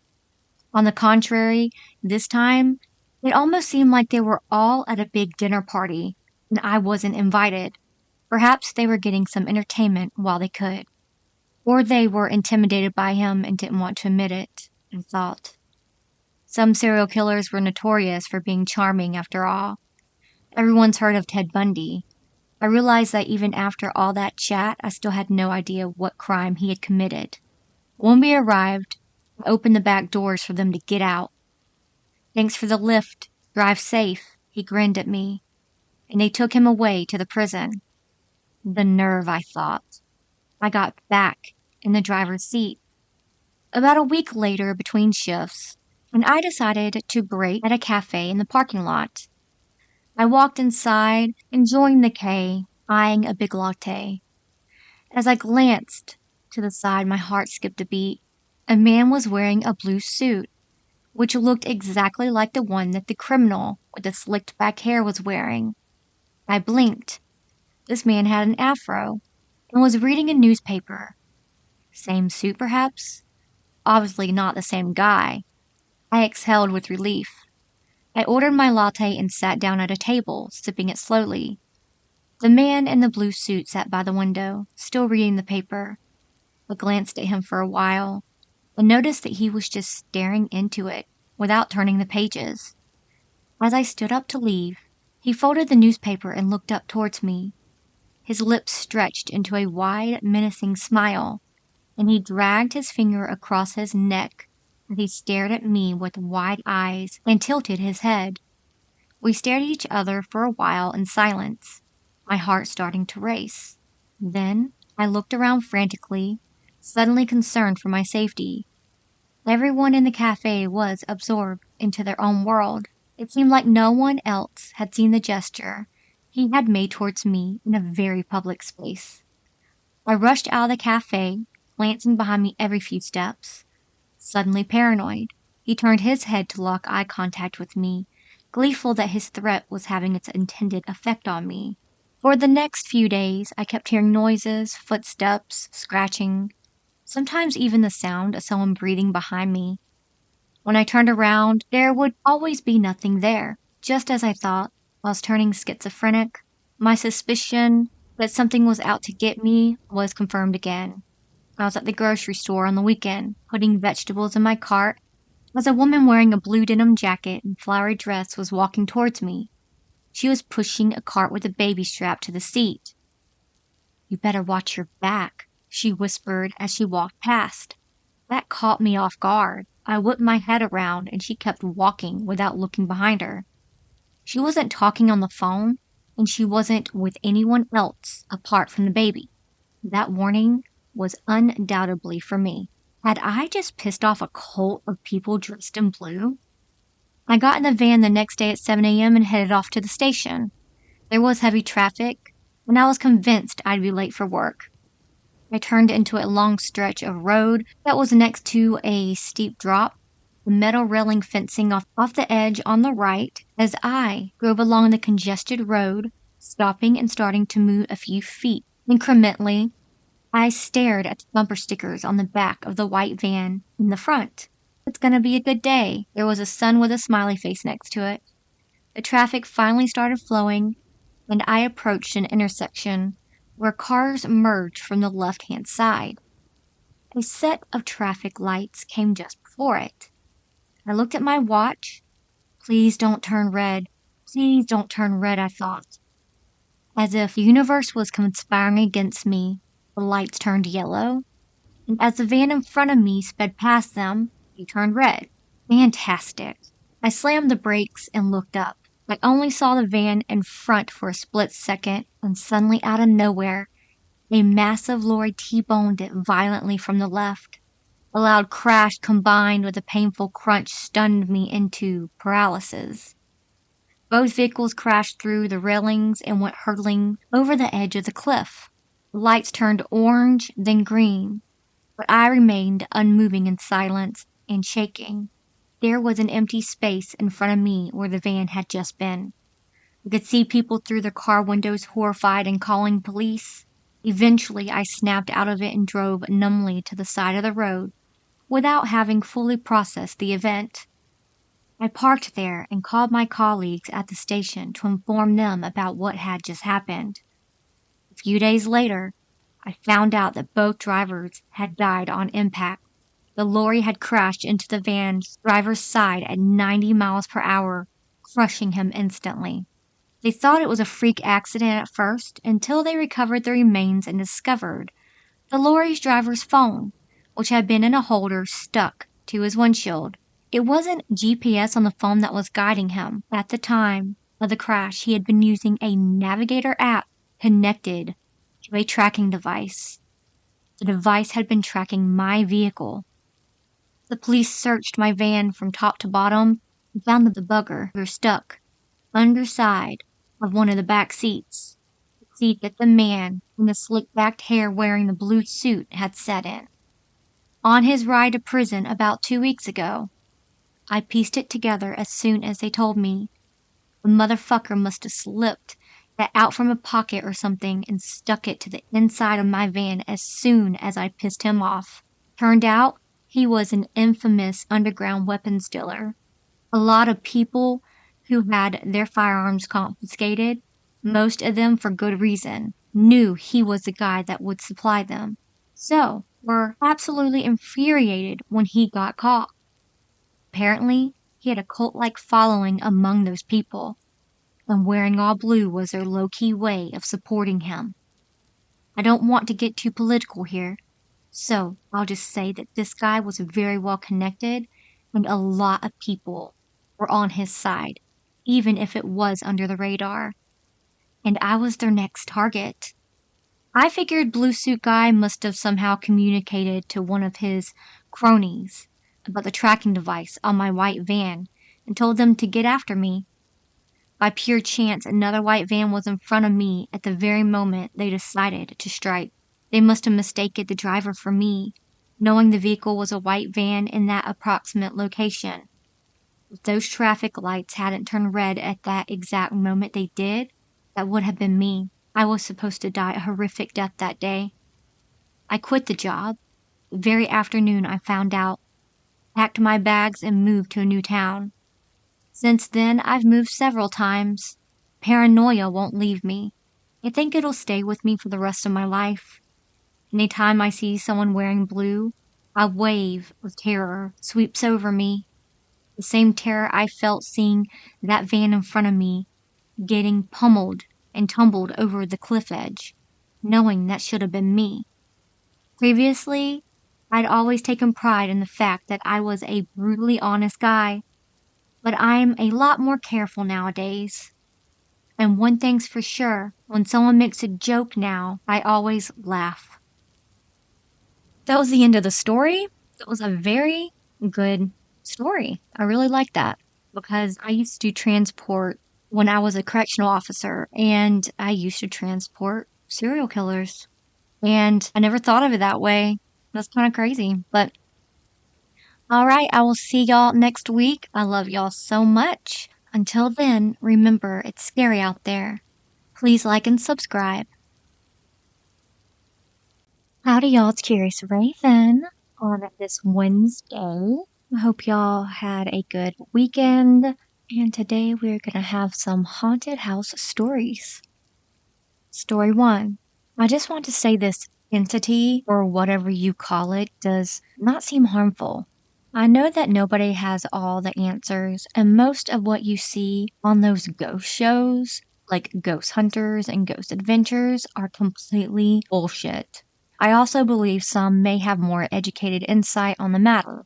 I will just tell my story and let you be the judge. I want to say that I always keep an open but skeptical mind. It took many occurrences to get to this point. I, my wife, and my cat moved into this apartment about 18 months ago. In that time frame, little things kept happening that I would just brush off to me being tired. Now, the activity does not happen all the time. Sometimes nothing happens for weeks. Other times, thing happens for days at a time, just to give you some memorable things that have happened. Also, for some reason, these occurrences are happening more frequently. More things seem to happen to me and only happen to my wife very seldom. My 2 kittens also reacted to it as well. When it is around, at times, I get this intense feeling. It's like a chill that runs through my body, but different. I could only imagine it feeling like energy, sitting at my computer and feeling a strong rub against my leg. I was sure it was my cat at the time. When I reached down, there was nothing there. My only cat at the time sound asleep on the other side of the room, and there was nobody else in the apartment. I also get the sensation of my hair being lightly touched at times. My wife woke up freaking out, swearing that something was touching her. Normally, that would be me, but I was in the living room with our only cat. It only happened once. It freaked her out. I have seen what looks like a small black flame floating in the air on multiple occasions, mostly in broad daylight and just totally random. I have this thing recorded on my phone. My buddies suggest I should ask it questions. Last month, it was around 1 a.m. I usually stay up late, and randomly that feeling came on. I decided to whip out my phone and ask it some questions. I asked it if it was here, and I heard a voice that's hard to make out, but it says, "I'm here," and mumbles something else. It was much deeper than mine and kind of gave me an old man vibe. Yes, I still have that recording. This was in the combination of my kitties acting in a way I have never seen before or since. They were freaked out, and one even hissed at her brother. Boy slinked around the wall and was on edge. I have had them for 4 months and never seen them that freaked out. This all happened within a 10-minute time span. Just tonight, by accident, I got a crazy intense orb on camera. I have a nanny cam to keep an eye on my crazy 2 kittens while I'm at work. I had all the lights off in the room, just the back TV lights to test the IR feature. I seen it once and decided to try to record it. It happened again. I got a big bright orb coming out of nowhere, and it was really bright considering almost all the lights in the room were off. Yes, I have that on camera. If you were in my shoes, what would you do? It's in the apartment building that goes back to the at least 60s. Many people could have come and gone at that time. Any suggestions? I also want to say that I feel foolish typing this out and sounds insane. I probably would think it's bullshit if I was not living it. I am just seeking some decent advice on how to find answers on what this thing is, and should I be worried about it?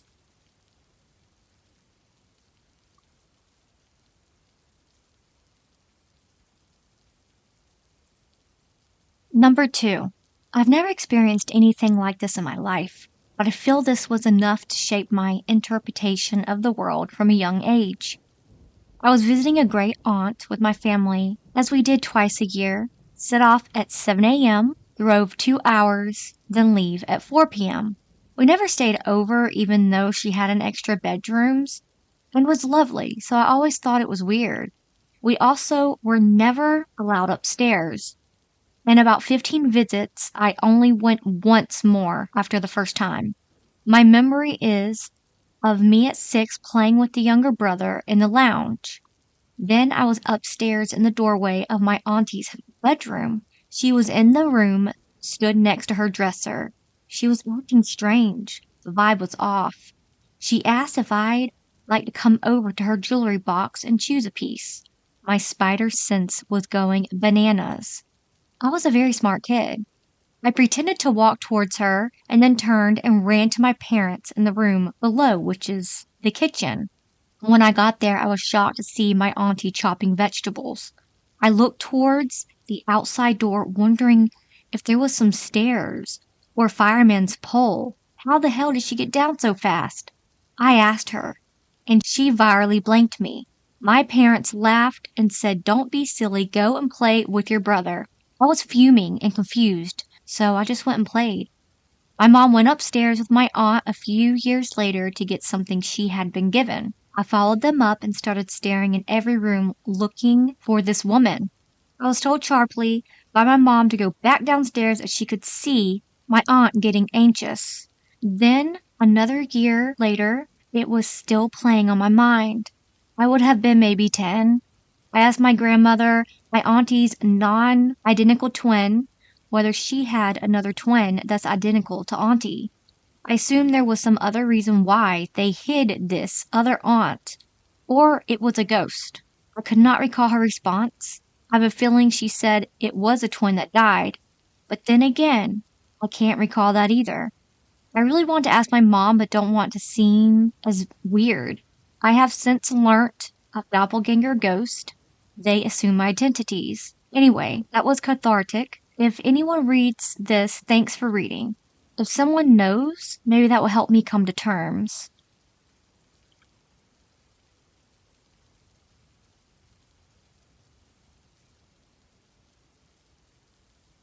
Number 3. Thought I would post this and see what people think on here. First off, I don't have a strong opinion of paranormal activity, but do think this stuff happens, and it seems it can come in a lot of different ways. I moved into a rental home that's about 6 years old. Right when I moved in, I noticed a few things. Lights flickering, master bedroom is always cold, and maybe stuff being moved. But I have kids part-time, and I didn't give it much thought at all. I also felt the need to sleep with my bathroom light on and have every night since I have been in this house. I have never done that in 30 years. About 2 weeks ago, at 2:30 p.m., I was home alone. I was folding laundry at the bottom of my bed. I just pulled all the bedding up, so I had a place to fold the clothes. I have a heavy top blanket, and the top right corner was folded over. Out of the corner of my eye, I saw the heavy blanket roll over and fall down the side of the mattress. Still asking myself, did I really just see that? The chills that instantly hit me were very powerful. I stood there for maybe 10 seconds and then said out loud, "If you want me to know you're here, make a noise." and about 10 seconds later, a metallic noise came from my closet. I had just set a pair of old Spurs on the shelf. I have not met any of my neighbors yet, but went outside and the lady across the street was out, so I asked her if anything ever happened in the house. She said she didn't know anything. Knocked on another door and no answer. 20 minutes later, the neighbor that I knocked on came over and I asked him. He said, no, nothing has happened to his knowledge, but the original owners had 12 kids. Then he pulls out his phone and shows me a video of an orb on his computer screen and his computer being manipulated with his hands not touching it. This happened to happen at the exact time as my experience. I then reached out to the previous tenant and asked if there were experienced anything. She instantly responds yes. She says the husband and sister-in-law notice stuff all the time. She said they would hear footsteps at night, and she thinks she saw it twice. Once running from the family room into the master and once standing in the doorway of the master and thinks it's a child. So it's been about 2 weeks, and I still get power chills, especially when I walk into the master all the time. I noticed some scratches on me getting out of the shower once and possible doors being closed that I always keep open, but it's all very small stuff it seems. I'm not scared, but it definitely has my attention. Don't want to move unless it becomes aggressive in some way. What am I dealing with? Am I nuts? If this is some ghost or whatever, does it need me to do something?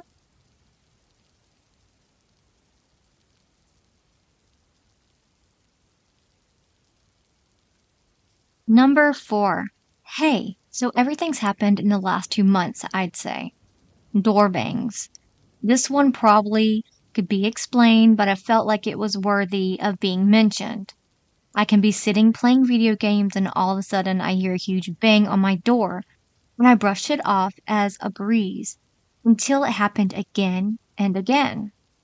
It's the only room it's ever happened in, so a breeze could really be the reason, so just wanting to hear people's opinions. Random door openings and knockings. Felt like splitting this since I don't want it to be too long to read. So, my bedroom door, it'll sound like someone's knocking on it at random times, and I'll open it to find no one there, even when it sounds like nails tapping on the door, which I can't explain. The door openings mostly happen downstairs. I'll have a door fully shut, and it'll open suddenly, and this can go on for a while, almost as if it's showing me the door to leave. Feeling of being watched. This can happen at all times of the night. I'm usually up until like 3:30 a.m. What usually happens is I get hungry and I walk out my door and I feel like I'm being watched by a really angry guy. This one really sticks out to me for some reason because I've been in rooms and it feels like a sweet old granny is in the room, and in other rooms I feel like it's an angry guy watching me. Feel like he usually stands at the end of the hallway and just stares at me really angrily until I go back into a room. I've actually woken up to what I think was a guy standing watching me sleep, but everyone claimed no one was in my room. But my eyes could have just been playing tricks on me. Phantom smells. For some reason, I'll just be walking around at home at 2 a.m. and since no one is up, I shouldn't smell perfume or cigarette smoke, but it'll be in like a cloud. It's not like it stinks out the whole room, but it's like just floating around. And I've tried searching for a cause, but I can't find anything. Perfumes usually smell like a granny's perfume, and the other one smells like cigarette smoke. Random voices. I can be sitting playing video games, and I'll hear someone say something in my ear, and I'll turn around and no one's there. Although I have not heard anything while playing video games recently, however, around 40 minutes ago, I was walking downstairs and heard someone say, "He's coming," right beside my ear, and to my absolute zero surprise, no one was there or downstairs. Since I was halfway down the stairs, I could always be hearing stuff. The stair incident is the first so far. I've never been to a psychic medium to tell me anything about any ghost, so I'm just curious what people could say the cause, since I can't say I'm extremely convinced I've got a ghost, or a few ghosts kicking around the place. Any opinions, explanations, or questions, let me know. Huge thanks to anyone who replies.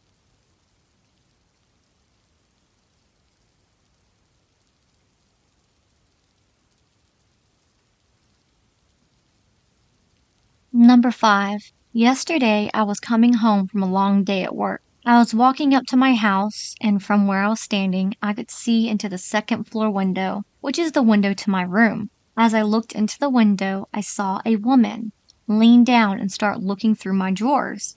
She looked a bit off, but the sky was bright blue, so I assumed it was just the sky making her look weird. She kind of looked like my sister, so I opened the front door and asked my parents what my sister was doing in my room. And she said she's not home. So then I asked my mom whether she was in my room. She said, I just made tea for your dad. I've been down here the whole time. Of course, they mocked the idea, but I know what I saw. I know where I live is haunted by ghosts because it's over 500 years old, and I've seen several ghosts around, such as the top hat man who watched me sleep the first month I moved in. Can anyone explain what I saw or tell me anything about ghosts? Because this has me shaken. Alright, y'all, that is the end of the stories. I hope y'all like this little collection. I love y'all so much. I will see y'all on Thursday. But until then, remember, it's scary out there. Please like and subscribe. Howdy, y'all. It's Curious Raven. This is a Appalachian horror story. I am putting this on Curious Raven's Thoughts segment. It is number 7. It is more of me telling the story, not really giving much advice, and just kind of talking about it after. It is by No Preparation 1870, and it's called Appalachian Horror.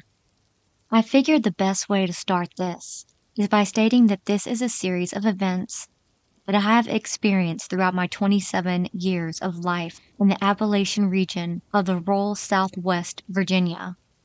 Some have just been feelings, while others have left me unstable to be outside after dark, which, as many of you may know, is something that you never do when you live as deep in the mountains as I do. First, I will go back as far as I can remember to when we had just started living in the house that we still currently live in. In the grand scheme of things, our house really isn't all that old. If I remember, it was built somewhere around the 60s to 70s, so really not that old. When my grandparents bought the house and we moved in was when the experiences started happening. They weren't bad experiences, don't get me wrong. Mainly things being moved, shadows out of the corner of the eye, strange smells and sounds, but nothing I would call bad, just strange. My mother and father had moved a trailer onto my grandparents' property at that time as well, and my mother, unlike my granny and myself, is very much a skeptic. I vaguely remember her always brushing off Granny, telling her about the strange smells and other things happening around the house, until one day she was by herself at the trailer. My brother and I were at school, Granny was at work, and my pawpaw was most likely in his recliner at the house. Something to know about where the trailer sat at the time and the land we own. We own a few acres of land with a creek running about halfway through it, splitting the land that we lived and worked on from the land that was almost entirely mountainside. The trailer was sat at the very edge of the property by the creek. There was about half an acre of land between the house and the trailer, and my mother, who was home alone, started smelling a man's aftershave. Could potentially mark that up to my father, except my father didn't wear anything like that when he was alive. Not that he didn't like it, that stuff just never smelled good to him. Granny always said that smell goods always rotted on your daddy, even as a baby. So it wasn't my father. My pawpaw was in the house at the other end of the property, and she just couldn't figure out where this clove-like smell was coming from. Things went on like that for a long time. Objects being moved, the smell of a man's aftershave, all of it. Finally, and I don't know what prompted it, my grandparents decided to get the house wiring checked out. Turns out that the house had been wired with the same kind of wires that were used in coal mines, and a lot, if not most, of the wires were bad. Strangely, once the wiring was fixed, all the strange happenings in the house and property stopped. Granny still says to this day that the previous owner was looking out for us. Now, we're going to skip forward a few years. By this time, my mother has divorced my father, given up custody of me and my brother to our grandparents. I'm still at the age where playing outside in the dirt and creek is the most fun of a southern child can have, and I have made myself a little place across the creek in a little thicket to play in. It was a good quiet place for a child to play, and was good for a while. There's always a feeling that comes with being watched, different feelings to being watched, and this feeling I got, even as a child, was not a welcoming nor friendly sort of watching. I never found out what it was, nor have I gone back to that little spot I used to play in.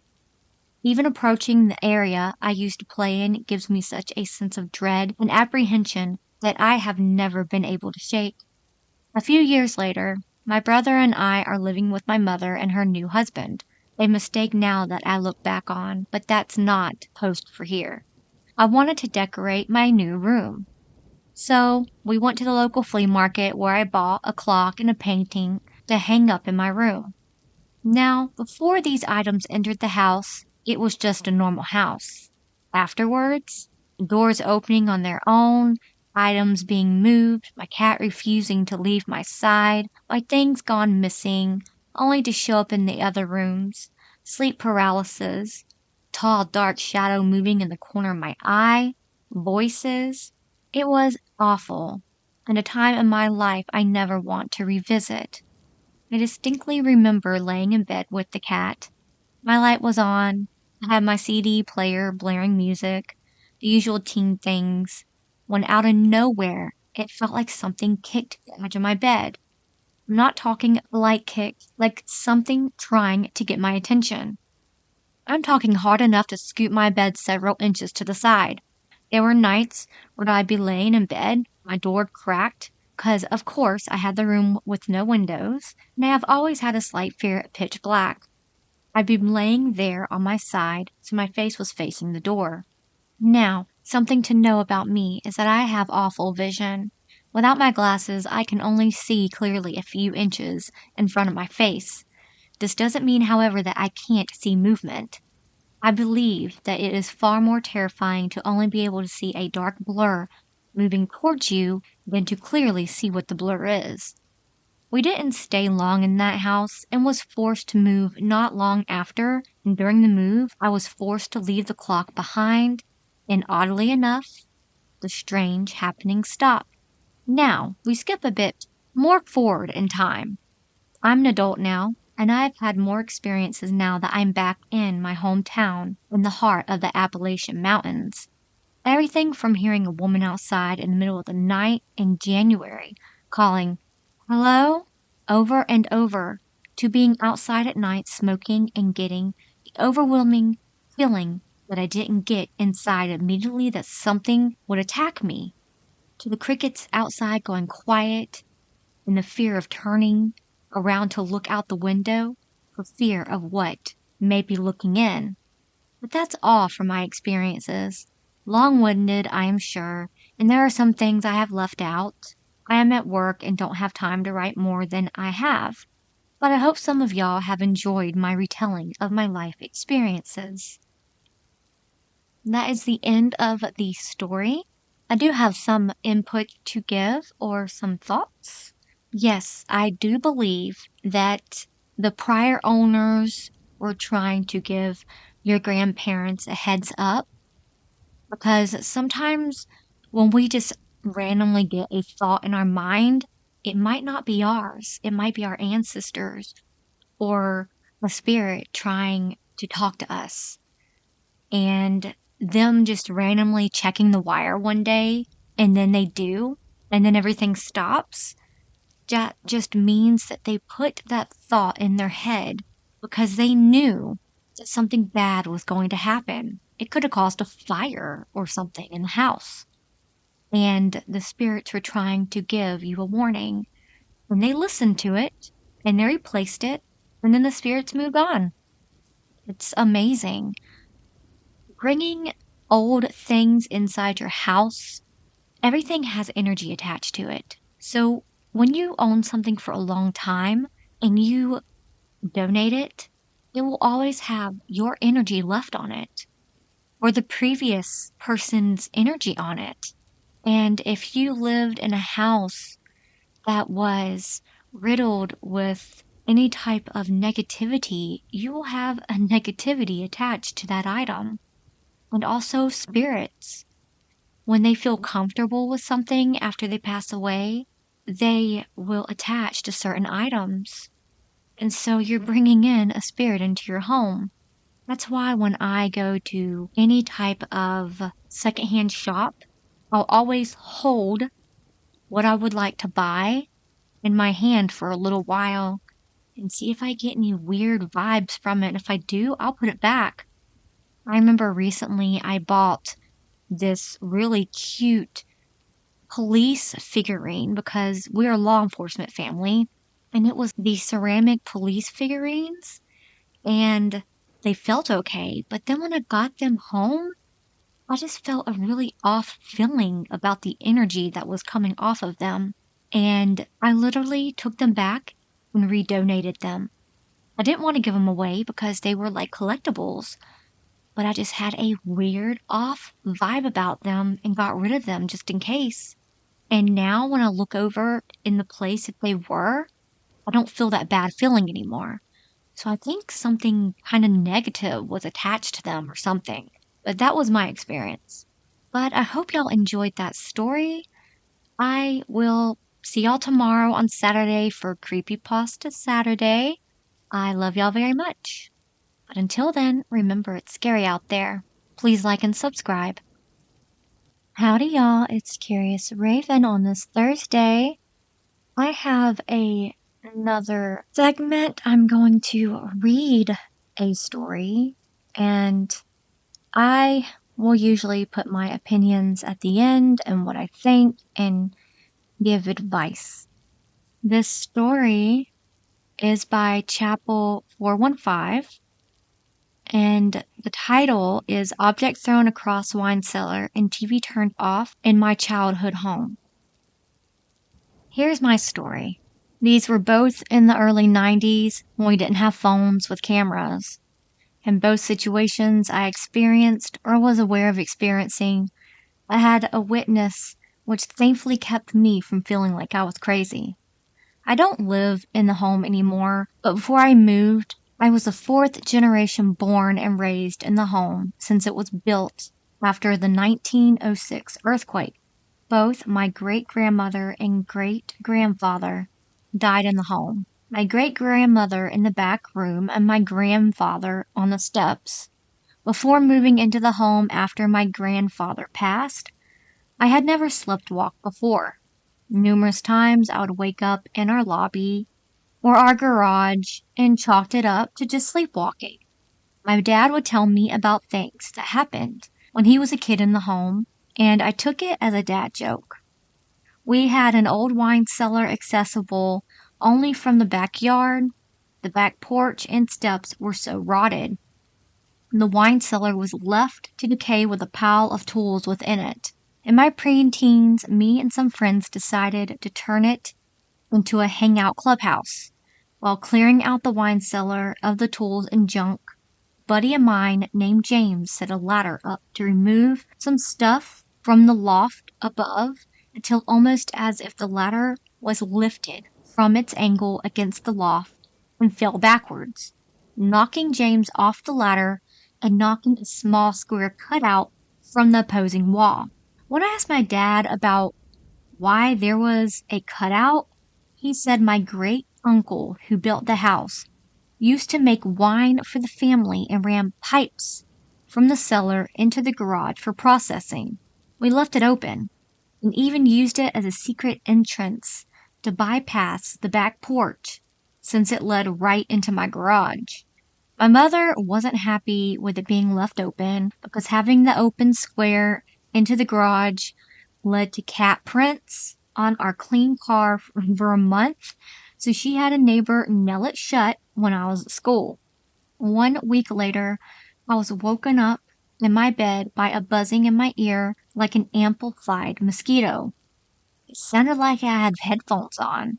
So I decided I was over it and wasn't going to try and find it if it was a mosquito and just go sleep in our living room. Grabbed a blanket and a pillow and headed down my hallway. At the same time, my dad was coming from his room on the opposite end of the hallway towards our bathroom, but I beat him there first. When I was done, I went and grabbed my pillow and blanket off the floor, and with my dad standing right next to me, heard the click clunk of my old tube TV turn on in my room down the hall. You could see my TV directly from the hallway, so it lit up the hall and I got chills. When I asked my dad, "Did you see that?" He thought I had my remote with me and turned it on myself. When I told him the remote was in my room, he joked, "It's probably your great-grandmother fucking with you." But I felt very uneasy. He told me to go turn it off. As I walked to my room, I could see what was on the TV, and it was a Jerry Springer episode where he was speaking with the devil worshippers. Oh, as I reached over my bed to turn it off, it turned off by itself. I was a couple inches from reaching it. I said nope and went to the living room. For weeks I felt uneasy, no longer comfortable with assuming it was spirits of my family. I didn't notice till we moved, but my overall persona became darker after my 13th birthday. Nothing of worry at all. It was chalked up to me just being a teenager. But I blacked out my windows, started to collect skulls that seemed as if they found me. Cat skull that fell out of a rip in a bag of dirt. A rabbit skull that my dog unearthed and left at the doorway. A deer skull that my godmother thought I'd like after a deer died in her yard. I would note that when we left that house, I felt a release of influence. About a month after the TV event, a friend of mine left his Nintendo game in the clubhouse, so we went down the rickety staircase to get it since the secret passage has been closed. Now this was the craziest thing I have ever had happen to me. When I opened the door, I reached to turn on the light in the square panel in the wall, which was nailed shut by my neighbor, dislodged and flew across the entire room and snapped into 2 pieces against the opposing wall, which was about 8 feet straight. It didn't drop in its trajectory. It flew straight across with enough force to break it. Both me and my friend, Ernesto, got so spooked we hopped 2 neighbor fences and banged on their back door to let us in. We did not go back into that room for a year. When a neighbor was down on his luck, my parents said he could stay in there. So my dad braced the steps and he moved into the old wine cellar. He would tell me the door would open on its own while he was sleeping. He heard voices and, very upset one day, asked me why I was jumping on my back porch for so long one night. But each of the times, he was the only one home. We sold the house in '99. But to this day, I wanted to go back like it's been calling me. I'd love to do a spirit box or EVP there, but would hate to freak out the family that lives there now. That's my story.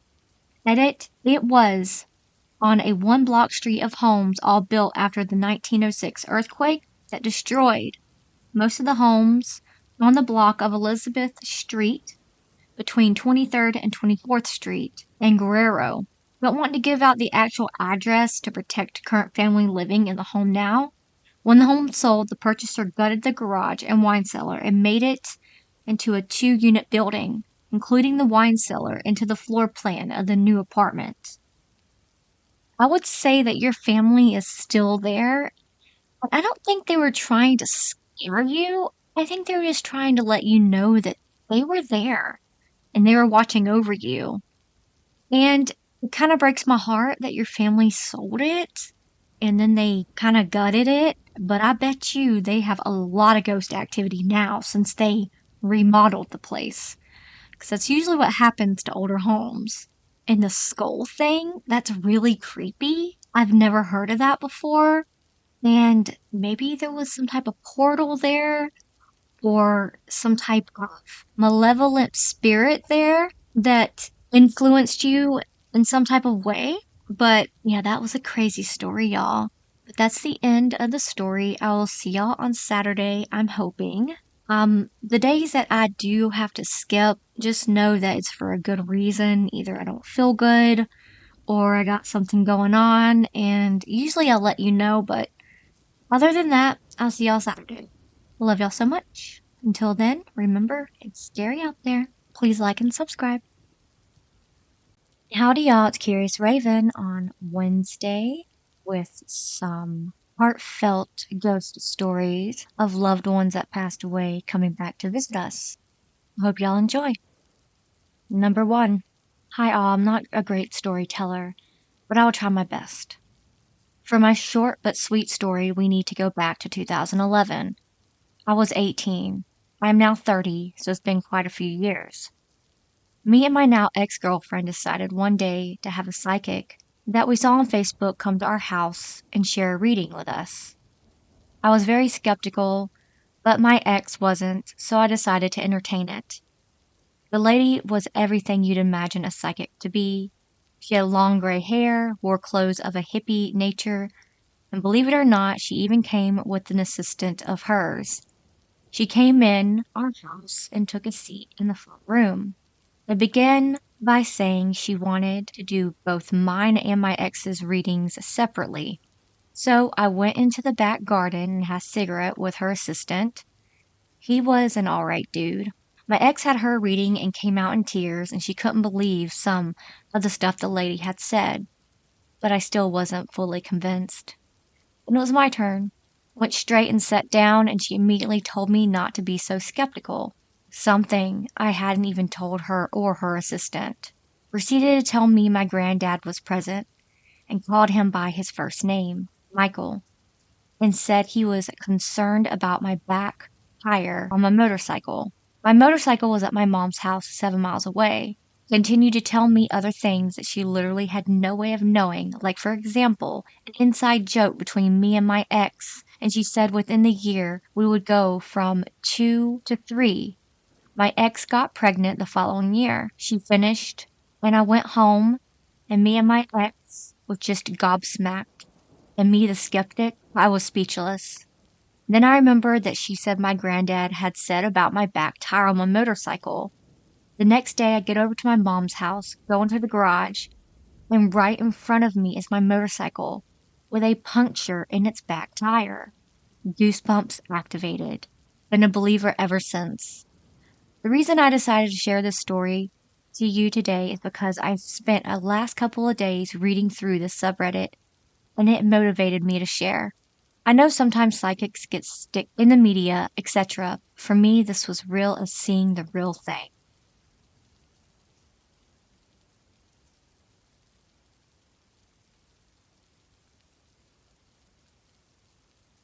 Number 2.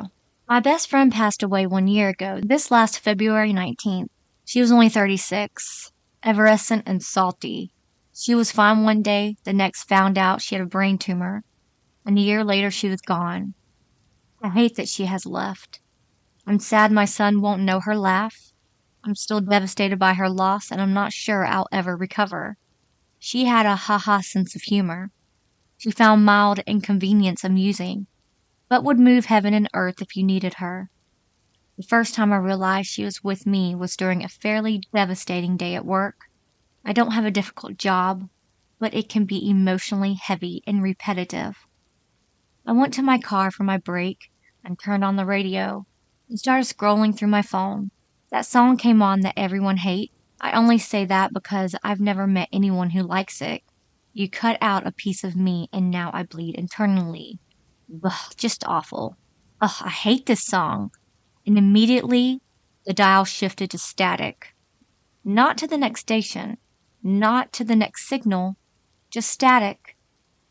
To the very next number, I was listening to 100.7, and it was now 100.8. I looked at my steering wheel. I pressed the buttons on the surface to see which button would make the dial move. Only one digit. There wasn't one. That was the first time. There are other things, like my toddler son having random conversations with the wall, but the most obvious is the earring game. I've since realized that there's this game she wants to play when she wants to show me something or wants me to pay attention to something. My right earring will fall out.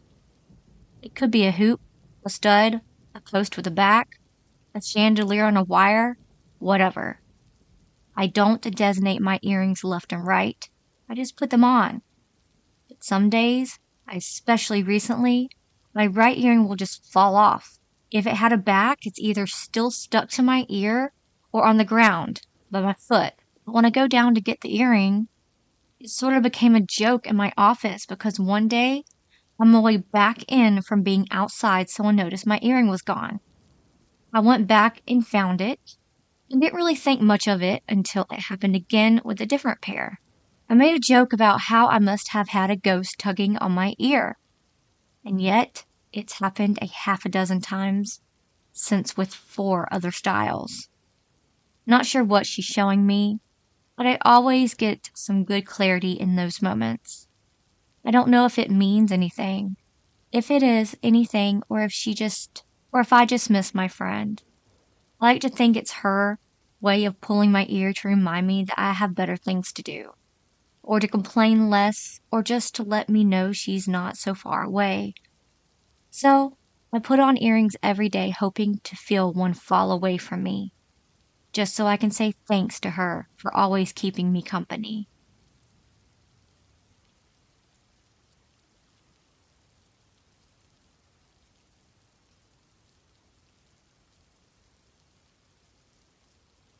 Number 3. When I was 7 years old, my older cousin William was killed in a car accident. He was 11 years old. This happened in 1977. Fast forward 45 plus years, I had a dream I had to go deliver a piece of furniture to my aunt's house. When I arrived, my uncle and my other cousin Jimmy and another male I didn't recognize were in the kitchen making tacos. They invited me in for dinner. As we sat at the table eating, I was talking to this other guy that I didn't recognize. He looked very familiar, but I couldn't place him. After dinner, he proceeded to walk outside and help me unload the furniture. He was very nice, and I felt very comfortable with him. Just before I woke up from my dream, it hit me. That was my cousin William. I was very excited, and just as I woke up, I said out loud, "That's my cousin William." I'm talking to my mother a couple hours later. I told her all about the dream. She looked at me with a shocked look on her face and calmly said, "Today is his birthday." I was floored. I have never had a dream with him in it, and I had no idea when his birthday was. I considered it a visit, and this isn't even close to the first time this has happened to me. But it was visits from other friends and family who have passed away. It happens pretty often, but this one blew me away. Just thought I'd share and read through the comments to see what everyone had to say. Thank you.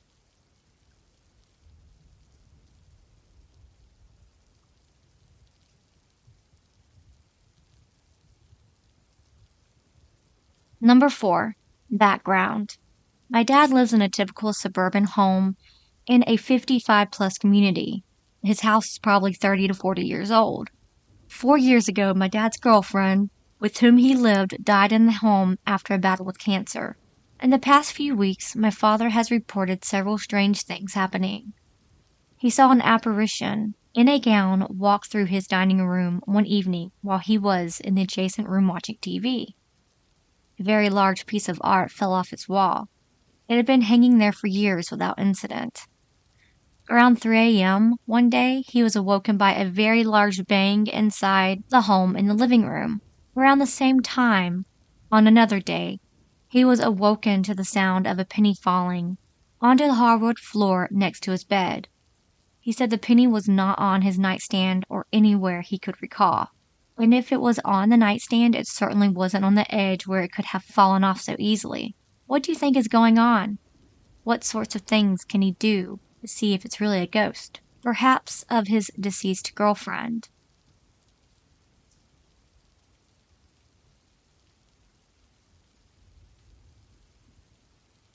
Number 5.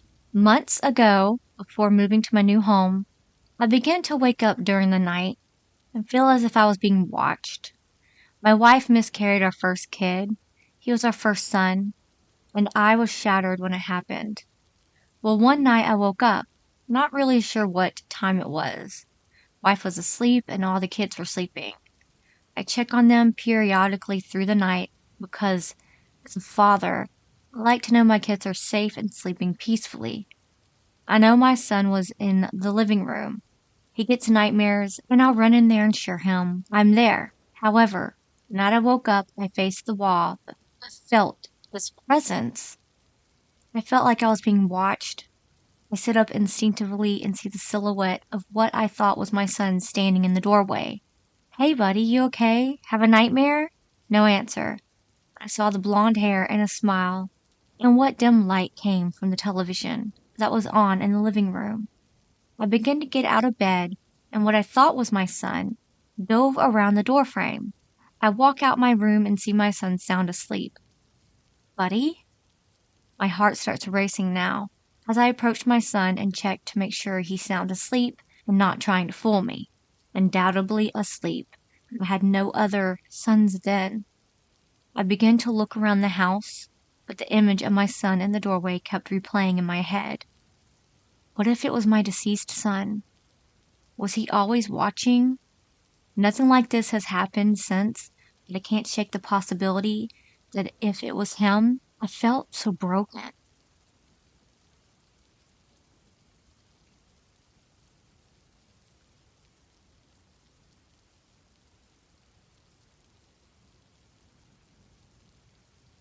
Number 6.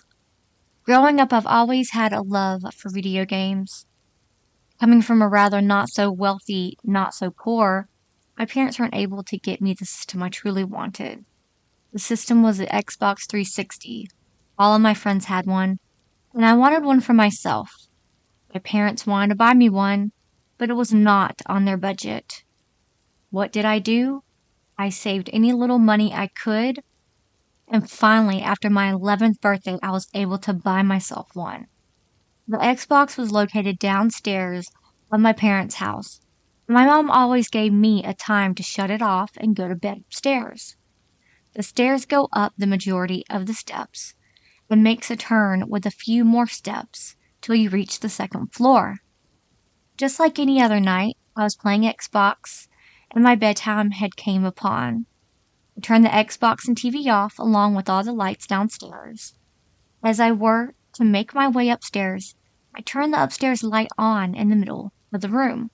I walked up the majority of the stairs and made the turn to the middle room. As I turned, I seen my mom in a white gown with a gentle glow to her, as she never turned to say anything to me.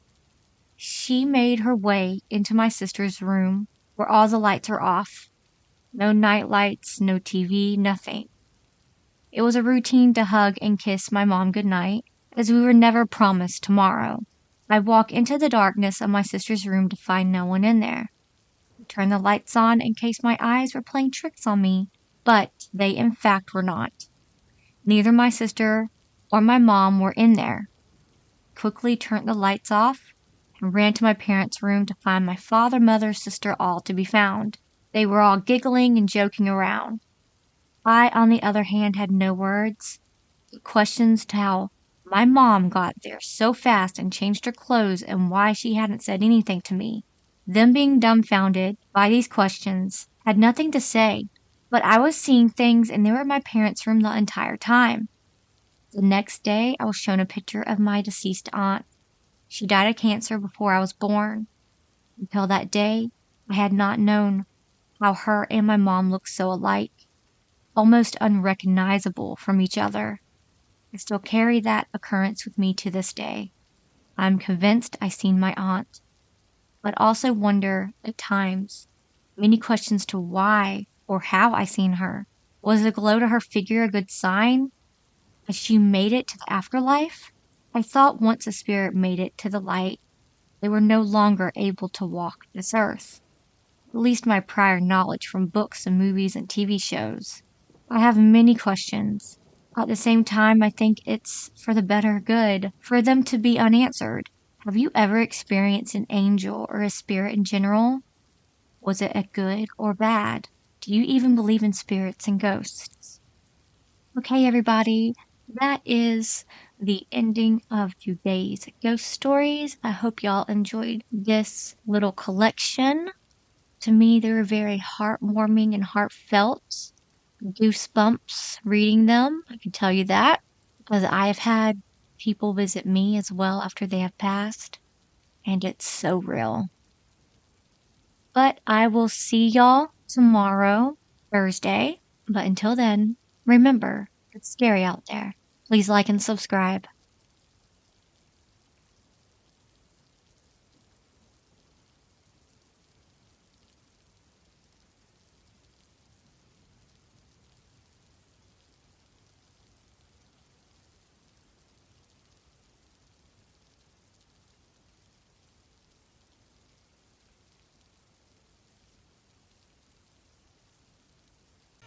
I live inside my own world of make-believe.